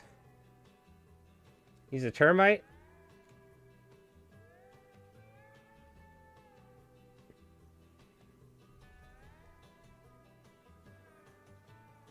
He's kind of cute. I don't want to kill him, though. I want to let him outside. I don't like killing random things. But now I'm like, now I'm stuck with him here, randomly walking around. I should just chuck him outside, but... Well, I ain't no entomologist, so I couldn't tell you. I wouldn't be surprised. As long as they ain't chewing up the house. Then it's war. Alright, we're gonna do Bucktail Deceiver. Yeah, it's funny. I feel bad when I deer hunt. I don't deer hunt anymore, but I mean, I've shot deer, I've duck hunted and stuff, you know. But when I kill something, you know, that I'm eating, you know, I do it. I make sure I do it respectfully and all that. You know, I do have my own process. But I'm the sort of dude where I go outside to smoke a cigarette and I step on an ant and I feel bad. I'm like, no, I'm sorry, dude. He's like, you know, all screwed up or something. I'm like, So I'm always looking around, trying not to step on ants, because there's all these little ant colonies, you know, all over the backyard and stuff and all sorts of stuff. We have a very, like, natural backyard, you know. Eat the bug, easy. Is that how you apply dominance? Moonlight Feathers is a pretty good website. I haven't checked them out before. There was a place like the Feather Emporium I used to use in the past. Back in the day, early on, before like online fly shops got more like developed. But what do you call it? They kind of got pricey. Grab a little yellow here. I think I might go mostly white though. I like to stick them in like mostly white bucktail for the back half of my bucktail deceivers, and then I'll start bringing in the color. Oh, this is the break music. Yeah, you just eat the bug. I should have actually, you know what I'm gonna do? I was like, man, I kind of wish I tied that more forward. Look. As long as you haven't put glue on it, it's not permanent. So let's just move forward. Wrap. The whole idea is I don't want that big bump of thread where I wrapped my hackle to cause my bucktail to flare outwards, uncontrollably. Now we can have a little bit more control over it.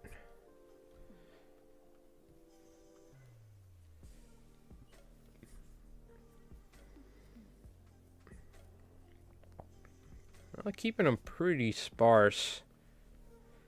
But you got to think about, like, how many ties is it going to take? What's the profile you're kind of going for? I definitely want a little bit more.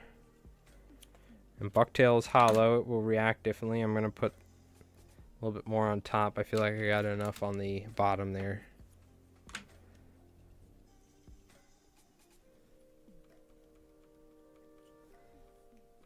Alright. I got to figure out... I gotta get some fly tying videos going. I know I'm super busy, but I have to squeeze a little extra time and get some fly tying videos banged out.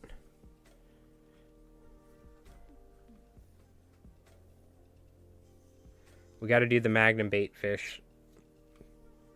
That's been on my clock for a while now. We're on the docket.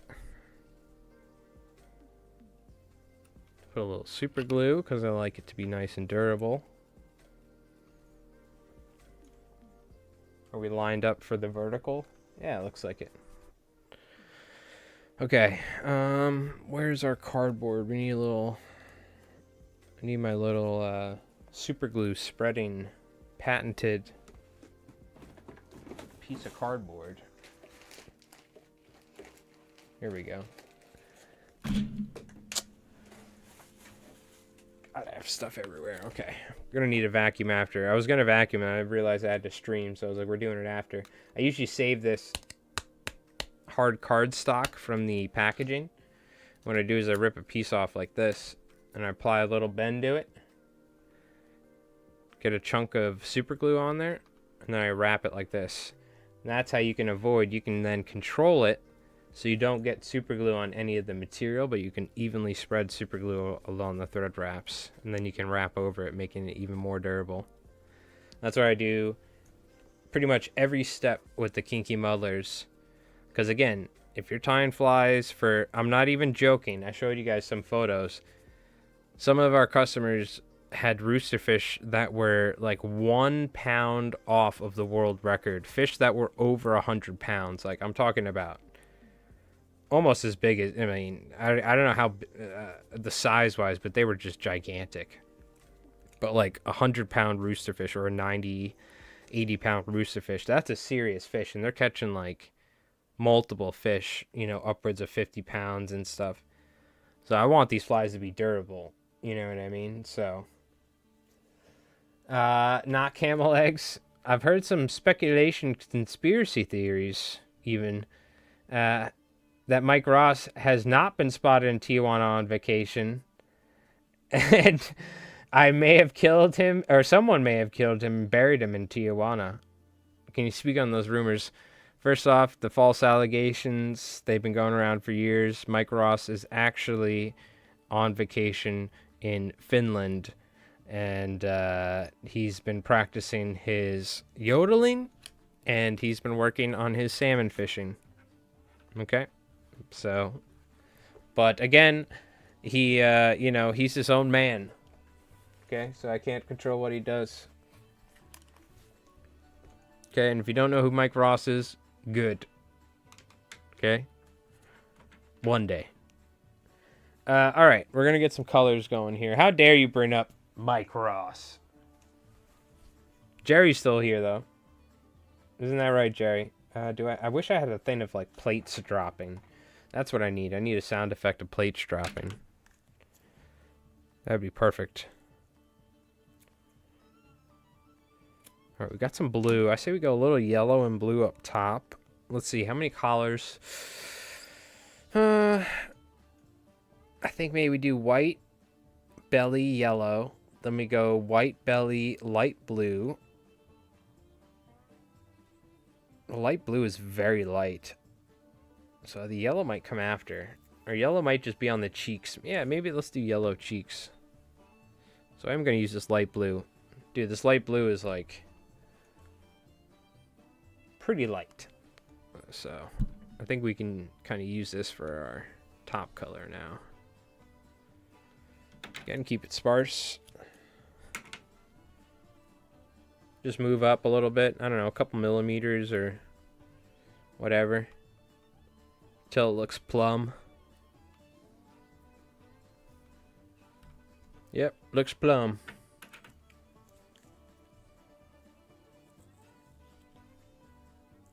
Get a little bit more blue on top. Light blue.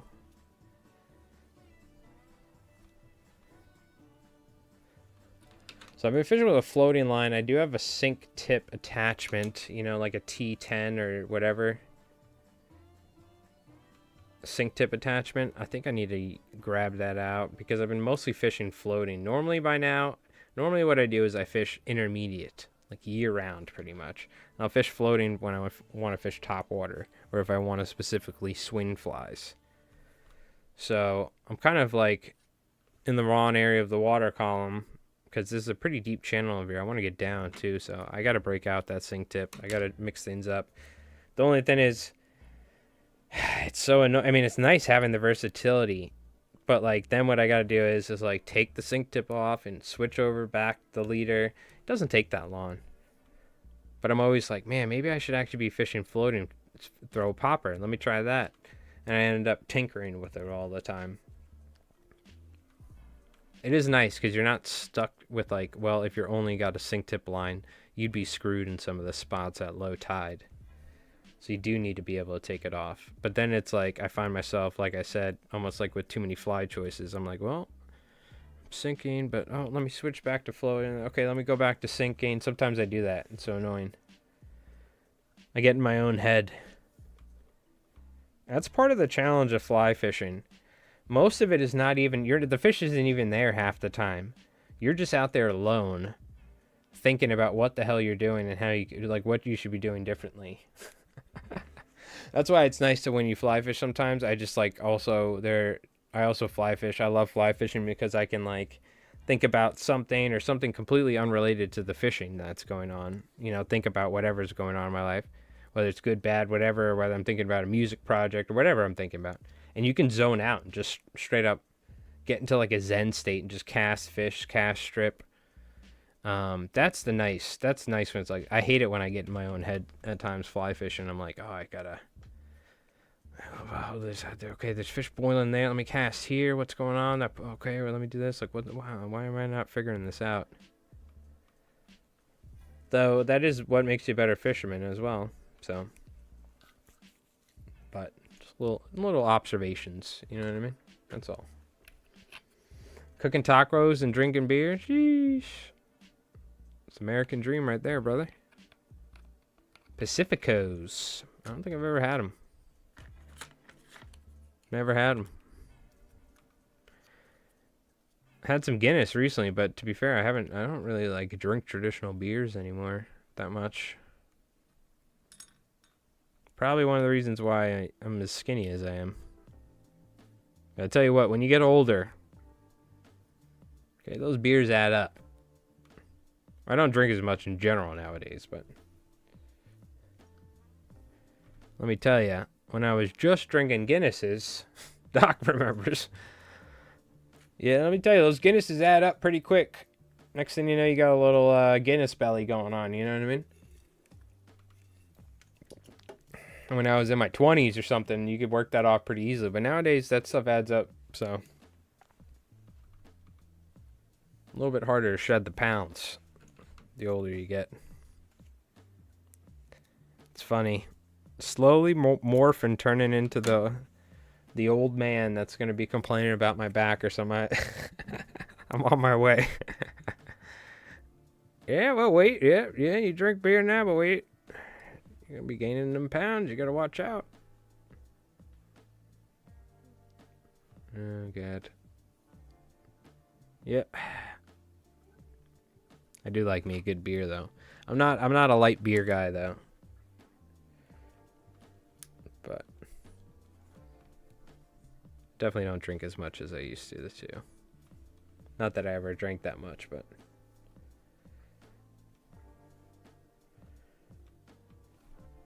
I like me a nice Polar Spring seltzer. Now, when they changed the goddamn can on this, now this is my elixir in life. These Polar Springs. There's no sugar. There's like literally nothing, and it's just natural flavoring. It doesn't even have juice. It's what do you call it? These are my jam right here. I know there's like seltzers with like flavorings and like artificial sugar. I can't deal with any of that stuff. Even like sugary drinks. I don't like any sort of sugary drinks nowadays. I'm all about straight up like almost like sparkling water or like seltzer, you know what I mean? But with just a little hint of like lemon, you could put lemon juice or something, you know what I mean?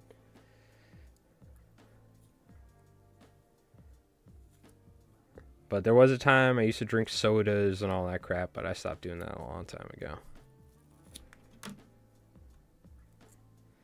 Okay, I'm gonna get some yellow. I kind of want to just like sprinkle a little yellow on the cheek or in between here, and then we'll add some more later. This is a little pro tip.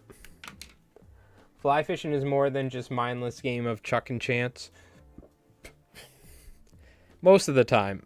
But I'm not. Sometimes I do mindless game of chuck and chance, and there's nothing wrong with it. Half the time, that's like me fishing and blind casting, working my way down this one strip. I'm just kind of... I kind of just almost do that, where I just kind of also just strip a little bit of line out every cast, and then when I get to a point, I take five, I take 3 steps to the left, reel my line in a little bit, and do it over again. And the whole time, I'm just thinking about guitar riffs that I can do. Or, like, I have a guitar song, and I'm like, man, what would be a cool solo? And I'm like, and I'm, like, doing that in my head while just fly fishing the whole time. And then out of nowhere, randomly, it'll just be like, I hook a nice bass or something, and I snap back to reality. So there is nothing wrong. I actually do mindless chuck and chance. But there is method to the madness. It's just it's subconscious. Knowing that there's a muscle bank structure, knowing that I'm strategically blind casting in a certain way and very controlled manner where I'm slowly letting more line out, increasing my chances of finding where the fish are.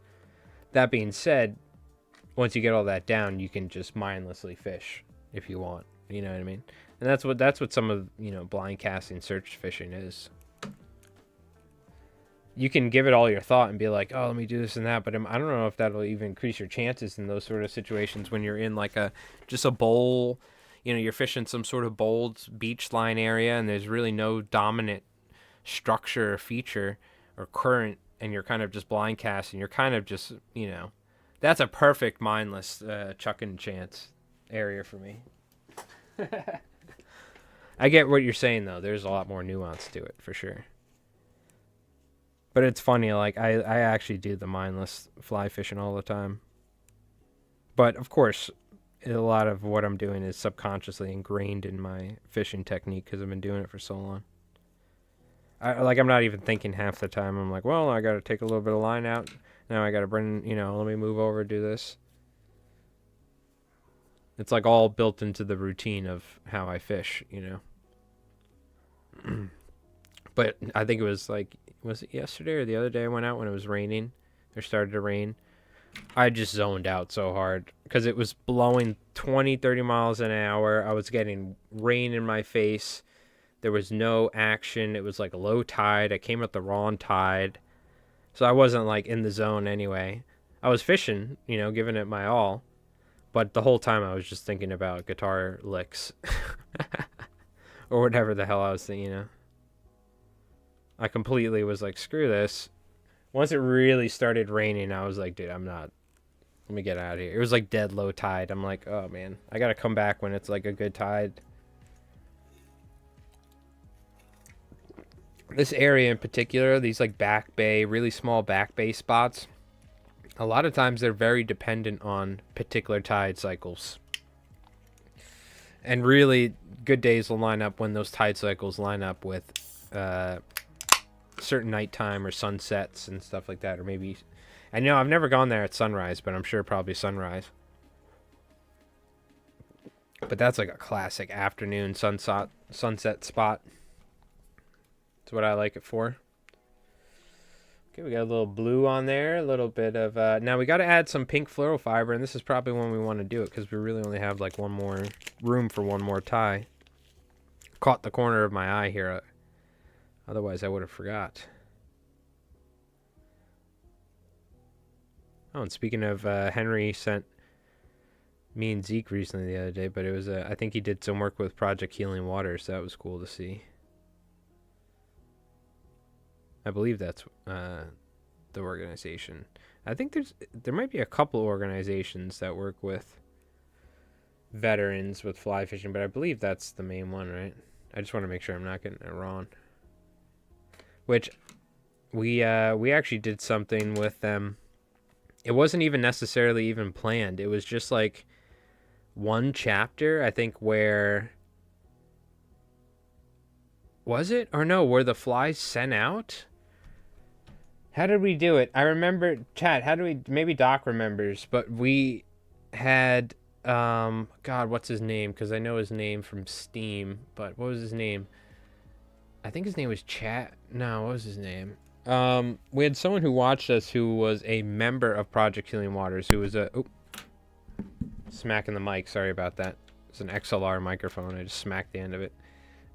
He was a veteran who served and was part of Project Healing Waters, and was like a member who went to their meetings or whatever and like fly tied and fished or whatever with them. And we organized something where like everyone who wanted to in the Discord or who watched the stream, like tied flies, some of their own favorite flies, and then we sent them to Project Healing. I think we sent them all to the same Project Healing Waters chapters, or we sent them to Project Healing Waters and then they sent them out to random or other chapters. And I think the people then they like split them up, the flies amongst everyone, and then they tied them or something. I forgot what we did, but we did something like that. This was years ago, dude. It wasn't even anything like official. We just were like, hey, let's all do it. But I don't know if anyone remembers that. This was a while ago. Quite a while. Most of the names in chat, you guys haven't been watching that long. Maybe someone does. We'd probably need like Jin. I don't even know if Jin was here, but maybe we need like Jin or somebody. Maybe Brew would. I don't even know though. This was so long ago, dude. I've been almost streaming for probably almost 10 years now or something. Who knows? Something like that. Whew. What the hell have I been doing? What the hell am I doing in my life?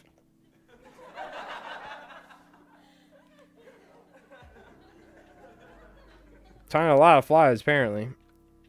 Yes, it is. Yeah. Well, yeah, I mean, you definitely haven't. I've only been streaming on YouTube for, what, a little bit over a year now or something like that at most. So, which is kind of crazy to think about.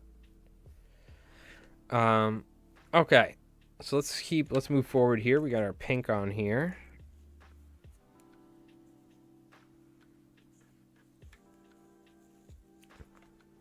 Yeah, so I got to do a video on like striped bass fly box, you know, for the springtime, you know, and I have so many like larger videos I want to do that are more than just like a quick fly tying video that's easier for me to edit, that I need to film and record, but I just got to bang through these roosterfish stuff.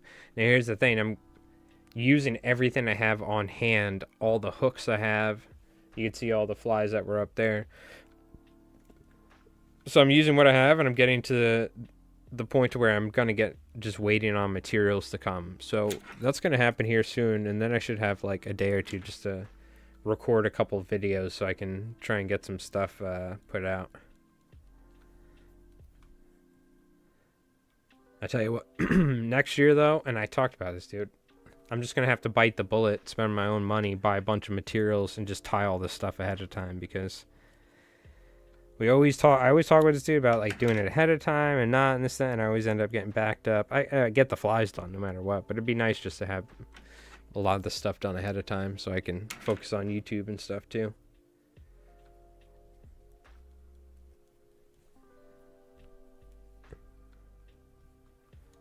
Yeah, there we go. It looks nice. I like the pink fluoro fiber underneath the bucktail. We've been doing it under synthetics. It's nice to do it under some nice natural material. I'm going to add a little bit more white bucktail to the throat here and some shorter length. So chat, I've been blabbering this whole time, but I haven't asked as much about you folks. Has anyone been tying stuff, been fishing? How's the fishing been in your area? What you folks been up to? I have been striperless so far, which seems to be a good trend for me nowadays earlier in the year, but it's also because I don't get to fish as much nowadays this time of year. Let's go ahead and add some like purple on top of this or something. Some sort of color. I like this sort of color. It's a little... what do you call it? This bucktail's a little rough, but it works. It's an old saltwater edge tail. Beautiful coloration on it. Oh, this is the crazy music. We gotta swap it over. Marble racing gamba music. It's a beautiful looking tail. It's like more pinkish here and more lavender here. It looks very like pink on the camera. It's almost less faded out in real life, but beautiful tail nonetheless. Old saltwater edge tail, dude. I tell you, saltwater edge had some of the best bucktails back in the day. I don't know what it was about them, but I tell you what, If any of you use some of the older saltwater edge tails, if you can find an old saltwater edge tail, you'll see like some of them, dude. And I think it was just the quality of the bucktail they were getting. Maybe just more people were hunting, or they were getting a bunch of they were getting super high quality tails from like local butchers or something, or I don't know what. But I had some saltwater edge tails over the years that were like, every single one, it seemed like, was just like, they were almost like, we were using hollow fly quality bucktails back in the day without even realizing you could tie hollow flies. This is pre-hollow fly stuff.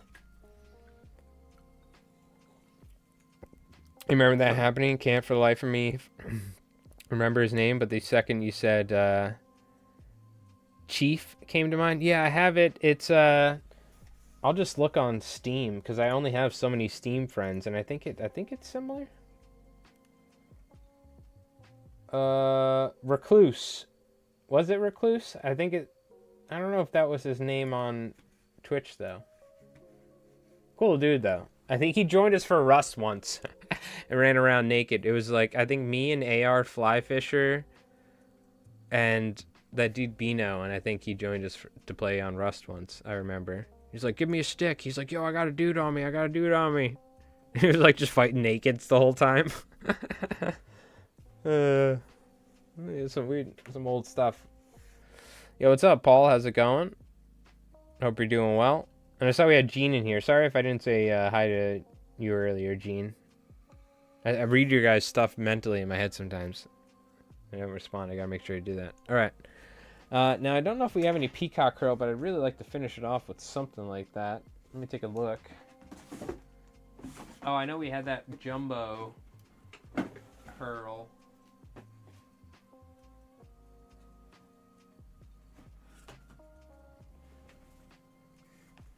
Ooh, what if I do this? Let's get crazy. We're almost getting too crazy. You guys might hate it. Yeah, maybe not. I kind of just need like a Rhea hackle or something. Yeah, this isn't really long enough, but I'll use some. We got some black Rhea, which is kind of similar to like an ostrich, but a much thinner, sparser ostrich curl. It's actually much closer to a peacock curl in reality. But a Rhea bird in reality is much more similar to an ostrich, I think, if I'm not wrong. In like their build and appearance, the actual animal. Some sort of dinosaur looking ass bird, probably. A raptor or something. Not like like a dinosaur raptor. You know, those like cassowaries and stuff, dude. Those are like straight up like freaking dinosaur birds. Or have you seen, what are they called? The flat bills or something like that? Those crazy birds that don't even look like real life. They look like some sort of weird AI generated bird. They're very tall, sort of like stalkish looking or storkish looking or whatever that bird is called. Is it a stork? Is that what it's called? Or is it a... And, what do you call it? But they have that really big flat beak or bill, and they can, like... They, like, what do you call it? Chatter it? What's it called? I gotta look it up. It looks like a freaking... It almost doesn't look like a real animal. It looks like almost like a prop animal. What's it called? Flat bill, or... I'll type crazy looking bird. Google will find this, watch. This is not how I normally Google search, by the way, but I'm going to Google like the average Google searcher. Flat bill or something. It is a flat bill. Oh, the shoe bill. Shoe bill. It's called. Shoe bill. I mean, dude, this is a freaking serious bird. Check this thing out. Oh, wait, you guys probably can't see it. Hold on.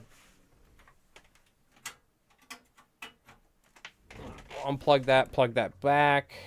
Let's go here. Check this thing out. You ready for this freaking thing? Dude, look at that bird. That's like a straight up dinosaur. Look at the beak on that thing. Yeah, shoe bill.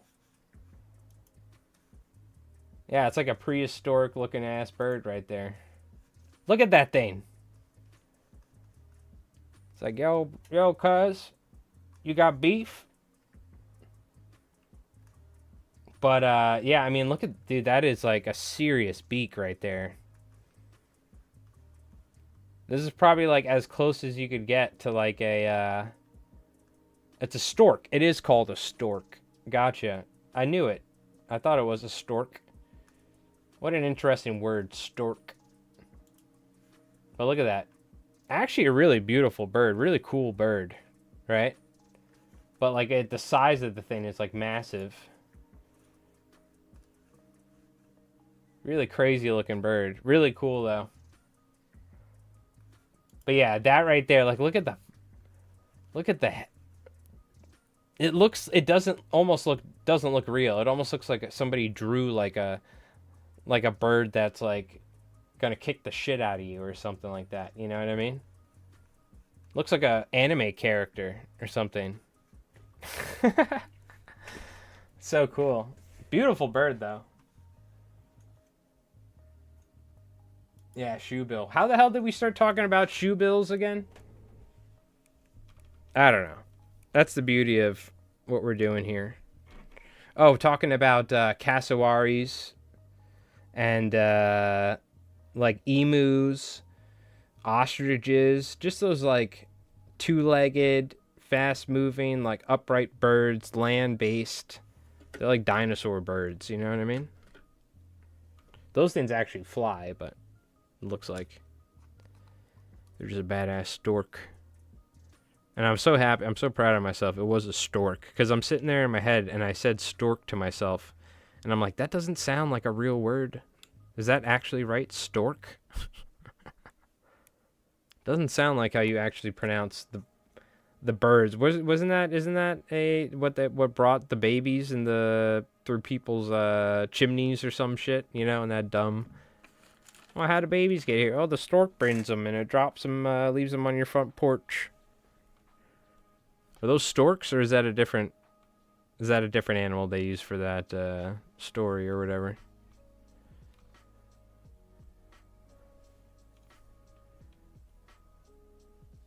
All right, there we go.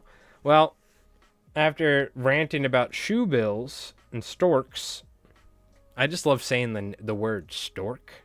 It's so good. I just kind of want to say it over and over again. That's why I keep saying it. There you go. This is the sort of flies I like fishing a lot. And you see, I forgot to put flash on it. But normally when I tie these sort of flies anyway, I only throw a couple pieces on there. So, again, I don't think the flash is going to necessarily be a determining factor.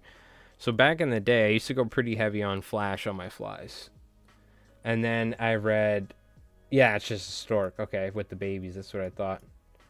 You just never say the words stork a lot nowadays.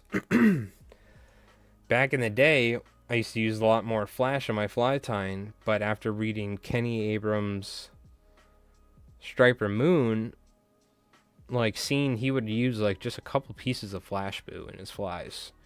And when I started doing that and I was catching like just as many fish or catching fish in different situations because I was fishing the fly differently than just blind casting too. I was like swinging it. I was like, all right, well, I don't need a super duper like flashy fly, you know, and half the times I wouldn't even like put flash in the fly at that point and I would still catch fish. So I'm like, oh, okay. So it's like the flash, I feel like for me a lot of times is more like a personal thing. Like if I want flash in the fly, I'll put it there. Otherwise, I don't necessarily, sometimes I don't even use it, you know. But I tend to find myself using it more sparsely. Like when you see like this kinky mother, there's like 2 pieces of flash that were doubled over. That's about it. You know, I never go like super heavy with flies like this. Herring pattern, just a bucktail deceiver. You know, it's in a herring like color for sure because of the kind of pinks and the yellows with the blues. But I could throw this if there's peanut bunker around. It would probably just do just as well. Again, the colors are with me more of like I use this during the day or lighter times, and then darker times I'll use like black or black and purple, black and blue, and things like that. You know what I mean? So The myth of a stork delivering a baby is a widespread European folklore popularized by Hans Christian Andersen's 19th century fable, The Storks. Symbolizing fertility, good luck, storks often nested on rooftops, leading to the legend that they brought babies. They carried it in a cloth to new parents. Gotcha. I knew that was like a meme, or, we say meme, but that was like a thing they would tell like kids back in the day. Oh, where do babies come from? Oh, the storks come and bring them. You know what I mean? Or you'd see it in like cartoons or something like that back in the day, like kids' movies or whatever. So, but I didn't know where it originated from. Gotcha. So from the the 19th century. Gotcha. Even used flash for the gradual hues on the sides of bait fish. Yeah, but a lot of times, like, they would only use a small amount of flash, like even on like the raised flies and stuff like that. On the more like on the razzle dazzles and stuff like that, he would use all sorts of colors. But I saw tons of different flies where it was just like literally one or two pieces of flash boo and just like 15 whispers of this color, another whispers of that, stuff like that. So, especially back on like his website, back on the old time days when they had the forums over there or whatever. So, well, the main thing I got is moderation out of it. So, whether you use it in color changing hues, transitional colors, like you're saying, or me, where sometimes you'll see me just use one color of flash, like just pearl on it. So, because you can really do it however you like. That's the beauty of saltwater fly tying. There is no rules. So, you can take any fly and tie it any way you like. And anyway, they could say technically you're not tying it true to the pattern. But what really matters at the end of the day is whether or not a striped bass will eat it, right? That's the most important thing. So, or whatever fish you're fishing for. You know what I mean? So, well, I still haven't heard from you, Chad. Does anyone do any fly tying or any fishing or what? What do we got going on here? You guys have been asking me about how my fishing's been. I haven't caught a damn thing. Okay? As usual. I had one follow, one boil. Hopefully going to catch something soon. But I'm living in this kinky muddler prison I've created for myself. So, but that's okay because we need money. I got to say, thank God for this that we started doing these because like just trying to tie like clousers and deceivers, which is my bread, I tie like flies almost for the everyday, working man. I don't tie like $80 hollow flies. I tie flies for shops, for guides. They need flies at a respectable price to either resell or like guides, they need them at commercial pricing or close to because they just go through hundreds of flies with customers, So, it's becoming though much harder to like actually make a living doing that stuff nowadays with how expensive the materials are getting every year. It's getting harder for me to like try and justify tying like all these clouser minnows and stuff like that. So thank God for these kinky muddlers because I'm getting a healthy price for them, realistic price. You know what I mean? And the probably funny thing is it's harder for me to charge more money for flies, but everything's cost more money. That's the thing that sucks. So, but that was my rant while waiting for you guys to talk about your stuff. All right. Caught a bunch of trout on Friday. Very nice. Very nice. What sort of trout are we talking about here? Rainbows or browns? Brooks? Currently tying trout flies for a trip to Gatlinburg. Ooh, okay, very cool. So, let me think. Gatlinburg. Oh my God. I'm going to definitely be the dumb Yankee here. Gatlinburg. Is that... I want to say it's somewhere like Carolinas to like maybe, or somewhere like out further that way. But now I'm trying to say, is that like more like Tennessee? Tennessee. I should have went with my gut. I was going to say, you beat me to it though. I'm like, where the hell's Gatlinburg? It sounds like a Civil War battlefield. And I was going to say like maybe somewhere like Alabama or somewhere like that, more east. But Tennessee, that's what I was going to say. You beat me to it, though, Cragwell. You stole my glory. The fishing in Okinawa has been rough. Oh, you been in Japan fishing? Wait, weren't you just fishing for trevally? Is that where you are? Or are you somewhere different? Did you now go to Japan to fish? Dude, you got to check out the Perry Pork on Instagram. He's in Japan and fishes, fly fishes. But there's some like I'm subscribed to some cool Japanese fishing channels, and that's where you're at. Okay, I thought you were somewhere more exotic, but I mean Japan does have some pretty exotic places. I thought you though you maybe somewhere else. Um, what do you call it?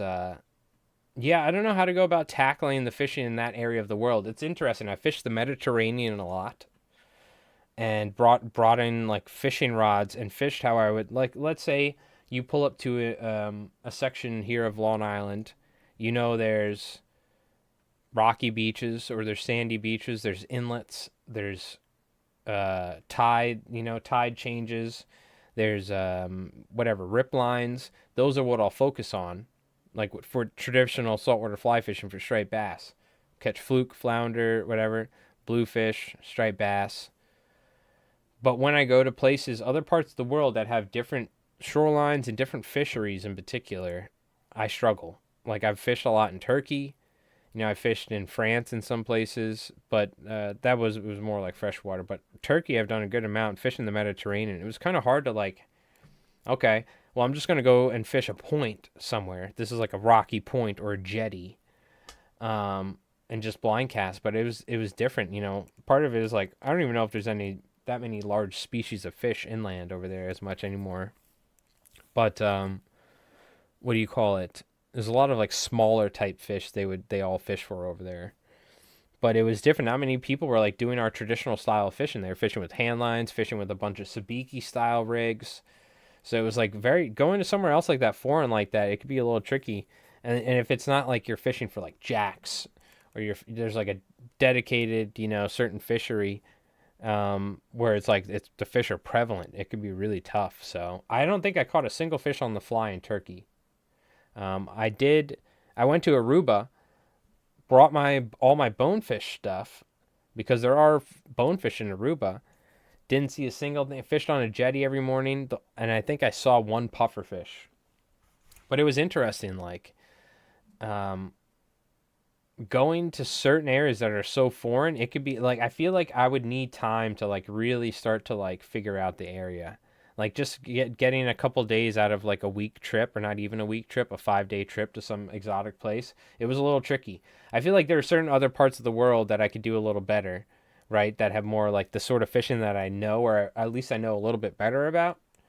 But some of these areas where I don't even know what sort of fish are in the water, like in the Mediterranean, I had no idea what sort of species I could even encounter, really.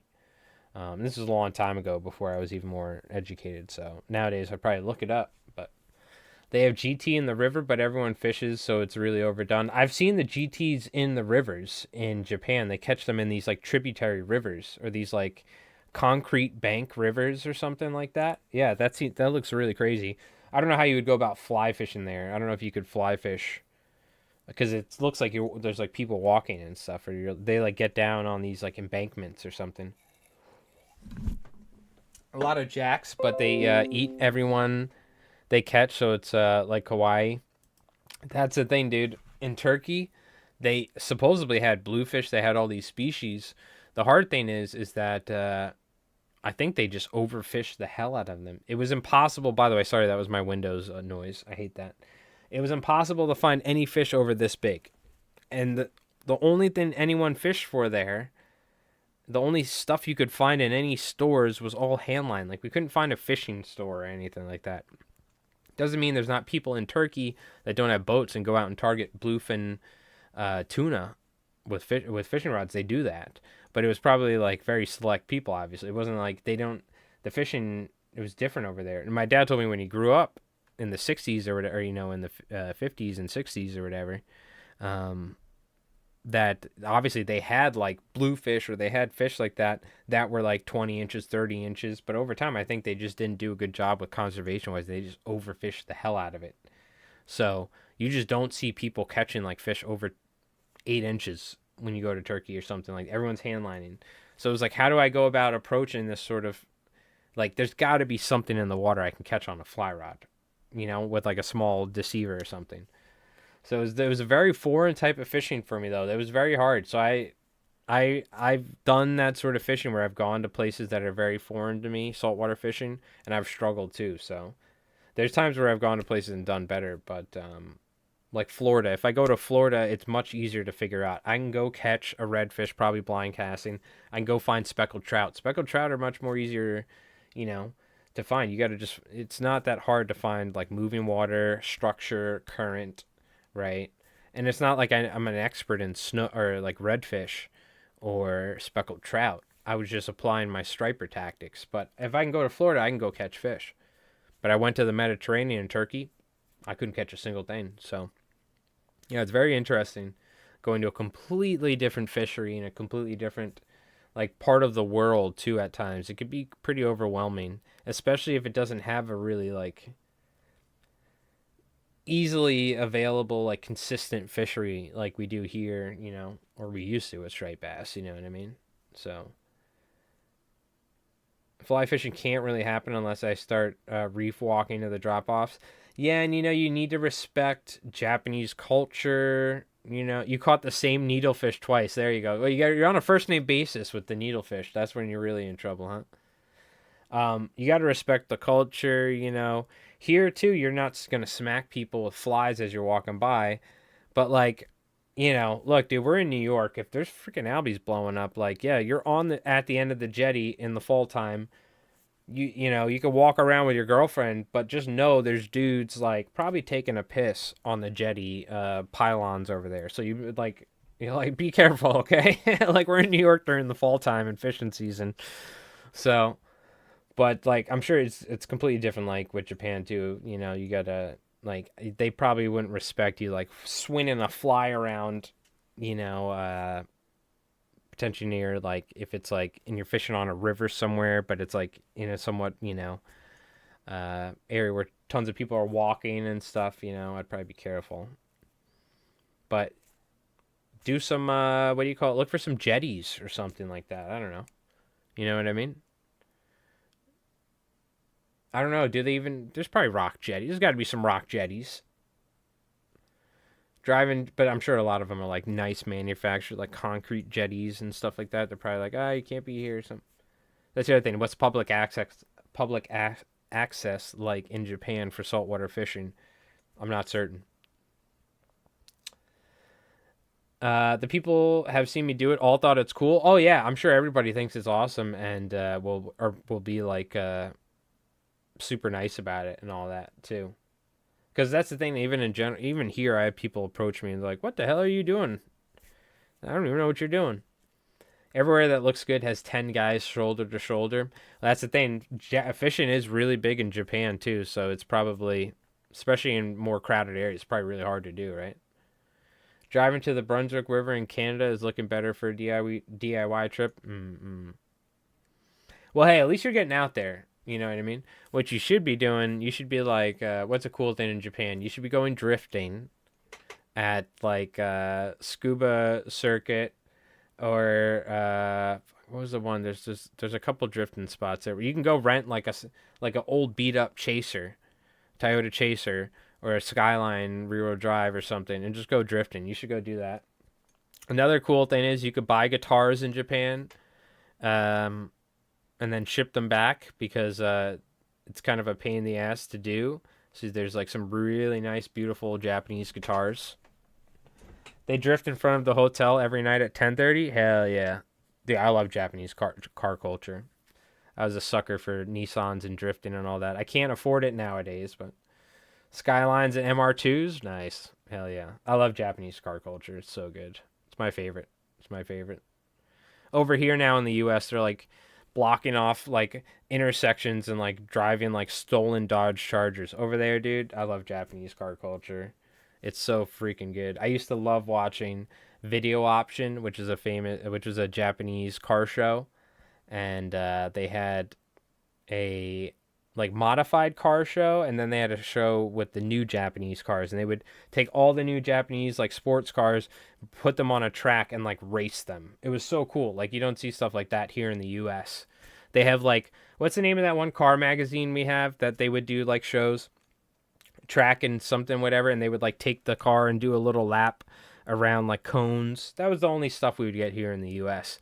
There they had real racing drivers. Imagine they took like back in 2000, they took an LS1 Camaro, they took a Firebird, they took a Trans Am, they took a Corvette, they took a Mustang, whatever other cool American cars were out at the time, and they put them all on a track that goes left and right and put real racing drivers in them. We had a show like that in the US back in like the 90s or 2000s. That would have been sick, dude.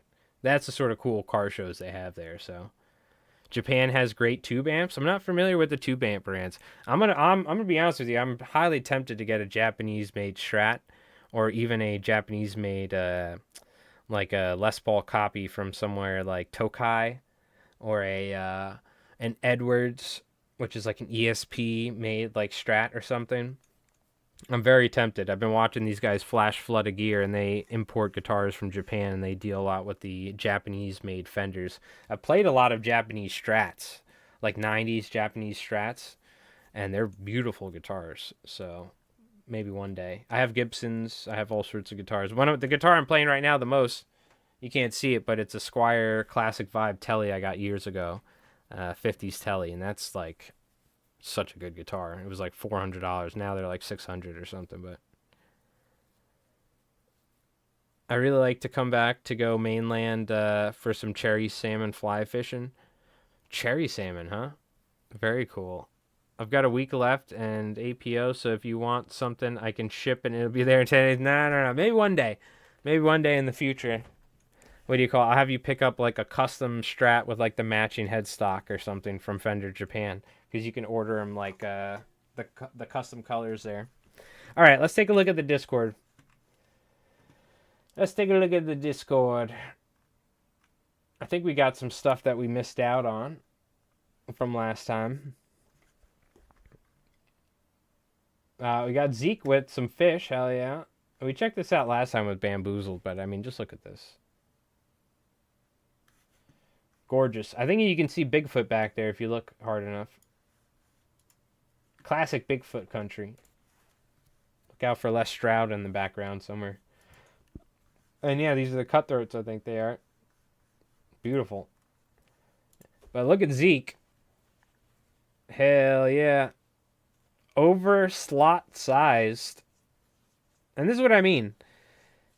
Like, this is a little bit larger than what I'm fishing.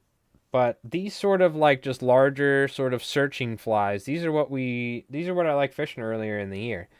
Like, you could say, oh, well, you know, why aren't you fishing a clouser? He's somewhere in the back bay. But I mean, look, you know, like, you're going to get this fish's attention. And look what he's got in there. He's got the pink fluorofiber. But look at that. Beautiful, beautiful fish. Hell yeah. Good job, dude. We got 8. Hell yeah. Look at this. These suckers, right? What are these? Red horses, huh? Is this like a certain type of sucker fish? Beautiful. I've never seen one of these before.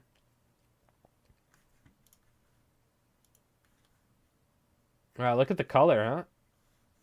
Wow, look at that. That's beautiful. Wow, we can get the full zoom in. Look at that.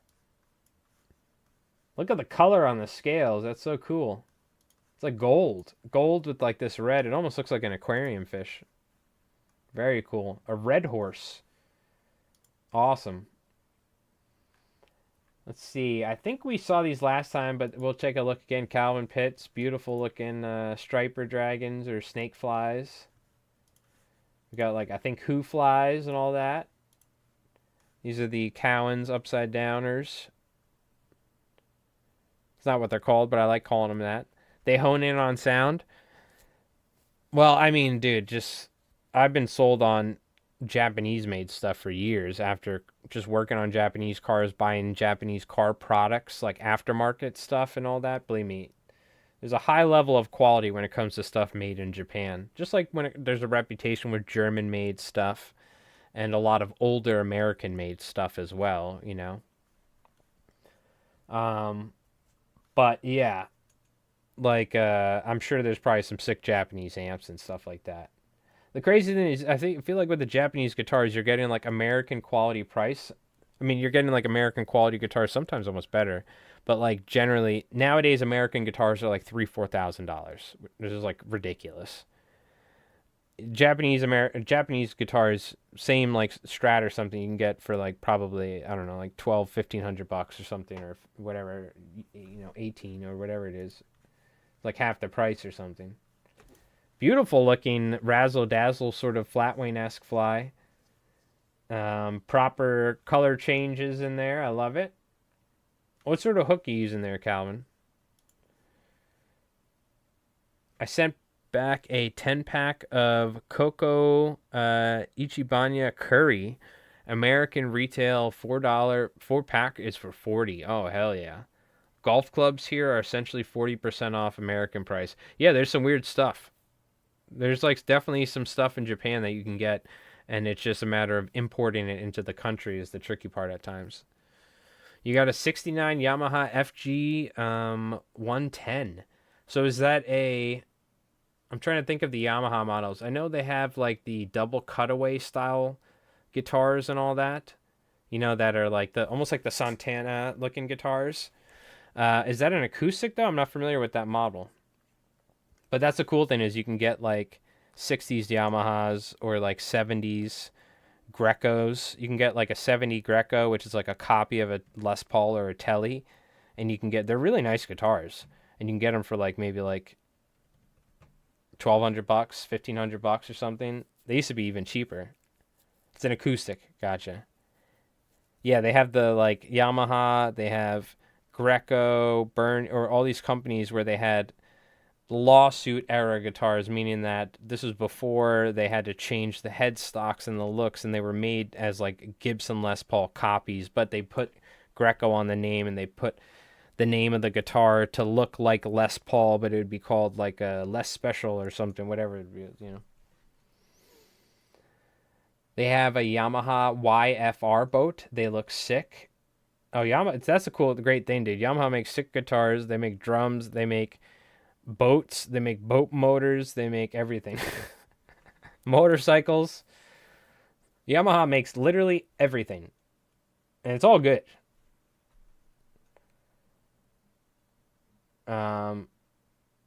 Red label, Japan made, copied Martin. Gotcha. Okay. Night Herring Cordero, or Cordy, I don't know how to pronounce his name, I never can. It's a L253 4-rod. Gotcha.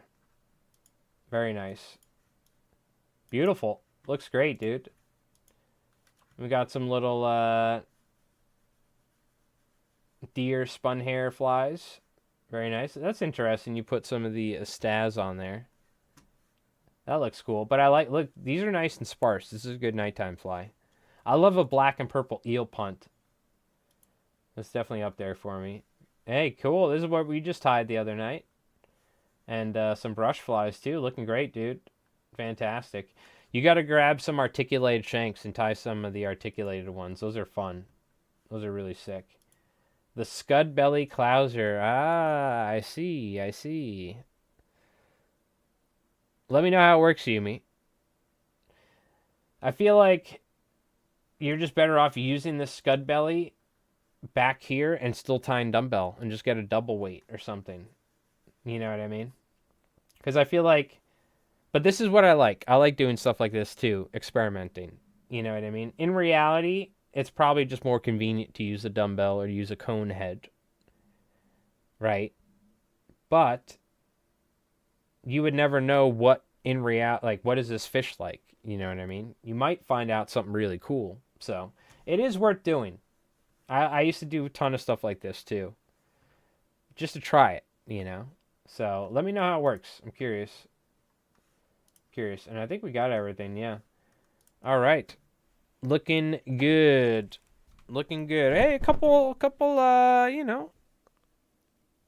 schmancy flies. Nothing too crazy. Let me just give a little final trim here. And I can go ahead and put some liquid fusion. See the profile on that sucker. Give it a shot next time you go. Yeah, I'm curious. Is it going to turn over and this and that? Like I said, it's probably just more convenient to use dumbbell eyes. But what could be cool is using it in conjunction with the dumbbell eyes. That could be cool. 722 Jess, just like, thank you for the follow. Appreciate that.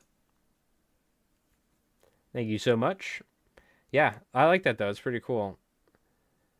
Not incredible for fly fishing, but a very cool looking fishing boat. Yeah. That's the thing. When it comes to boats made for fly fishing, not all of them are equal. That's for certain. So I've been on many beautiful, beautiful fishing boats on my day. Brought my fly rod along and realized this probably ain't the boat for fly fishing, Chief. Everybody's fishing normally, and I think this, I'll probably fall off the front if I try and fly fish or something. But that's okay. Not every boat has to be made for fly fishing, so. But, all right, chat. Well, thank you so much for tuning in. Let's see. How long did we make it? It's getting late here. 2 hours and 30. We're a little bit short here. Keith, I'm sorry, Keith. I know. God damn it. He's going to be pissed. I know, Keith. I'm sorry, but it's peak rooster season. I'm going to eat some grub. Get back to tying. We're back on the rooster fish grind, which hopefully will be winding down in about a couple weeks here, near the end of the month. But full blown. Sorry, I just had to sneeze real quick. Thank God I muted it. Full blown rooster fish tying, banging them out, make as much money as I can. Then I'll get back to making videos. And finally get out there, and I'm excited to put some hard effort and do some serious fishing as well. So I'm ready to do that because it's been a little while since I've hit it hard.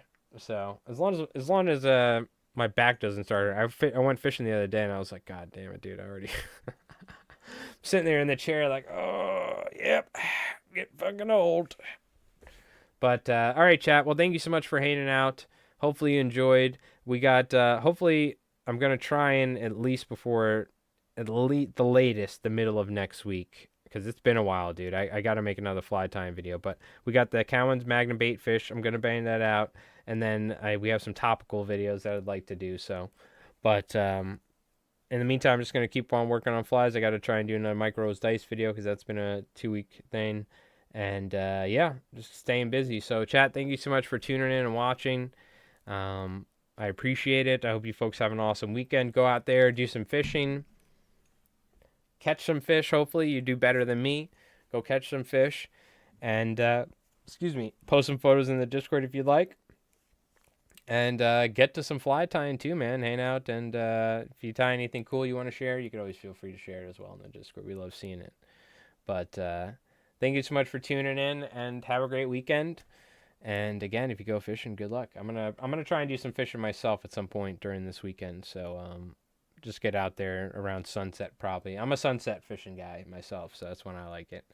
So, but chat, thank you so much. Appreciate it. I hope you folks have an awesome week, and we'll see you. We got a new video that I'll be working on, and we'll see you next week for some more fly tying live. So, Neves, thanks for hanging out. Appreciate it. Craggerroll, Yumi, Jim, thank you so much. Who else? We got Calvin and Gene as well. I couldn't forget you. Doc, of course. Thank you so much.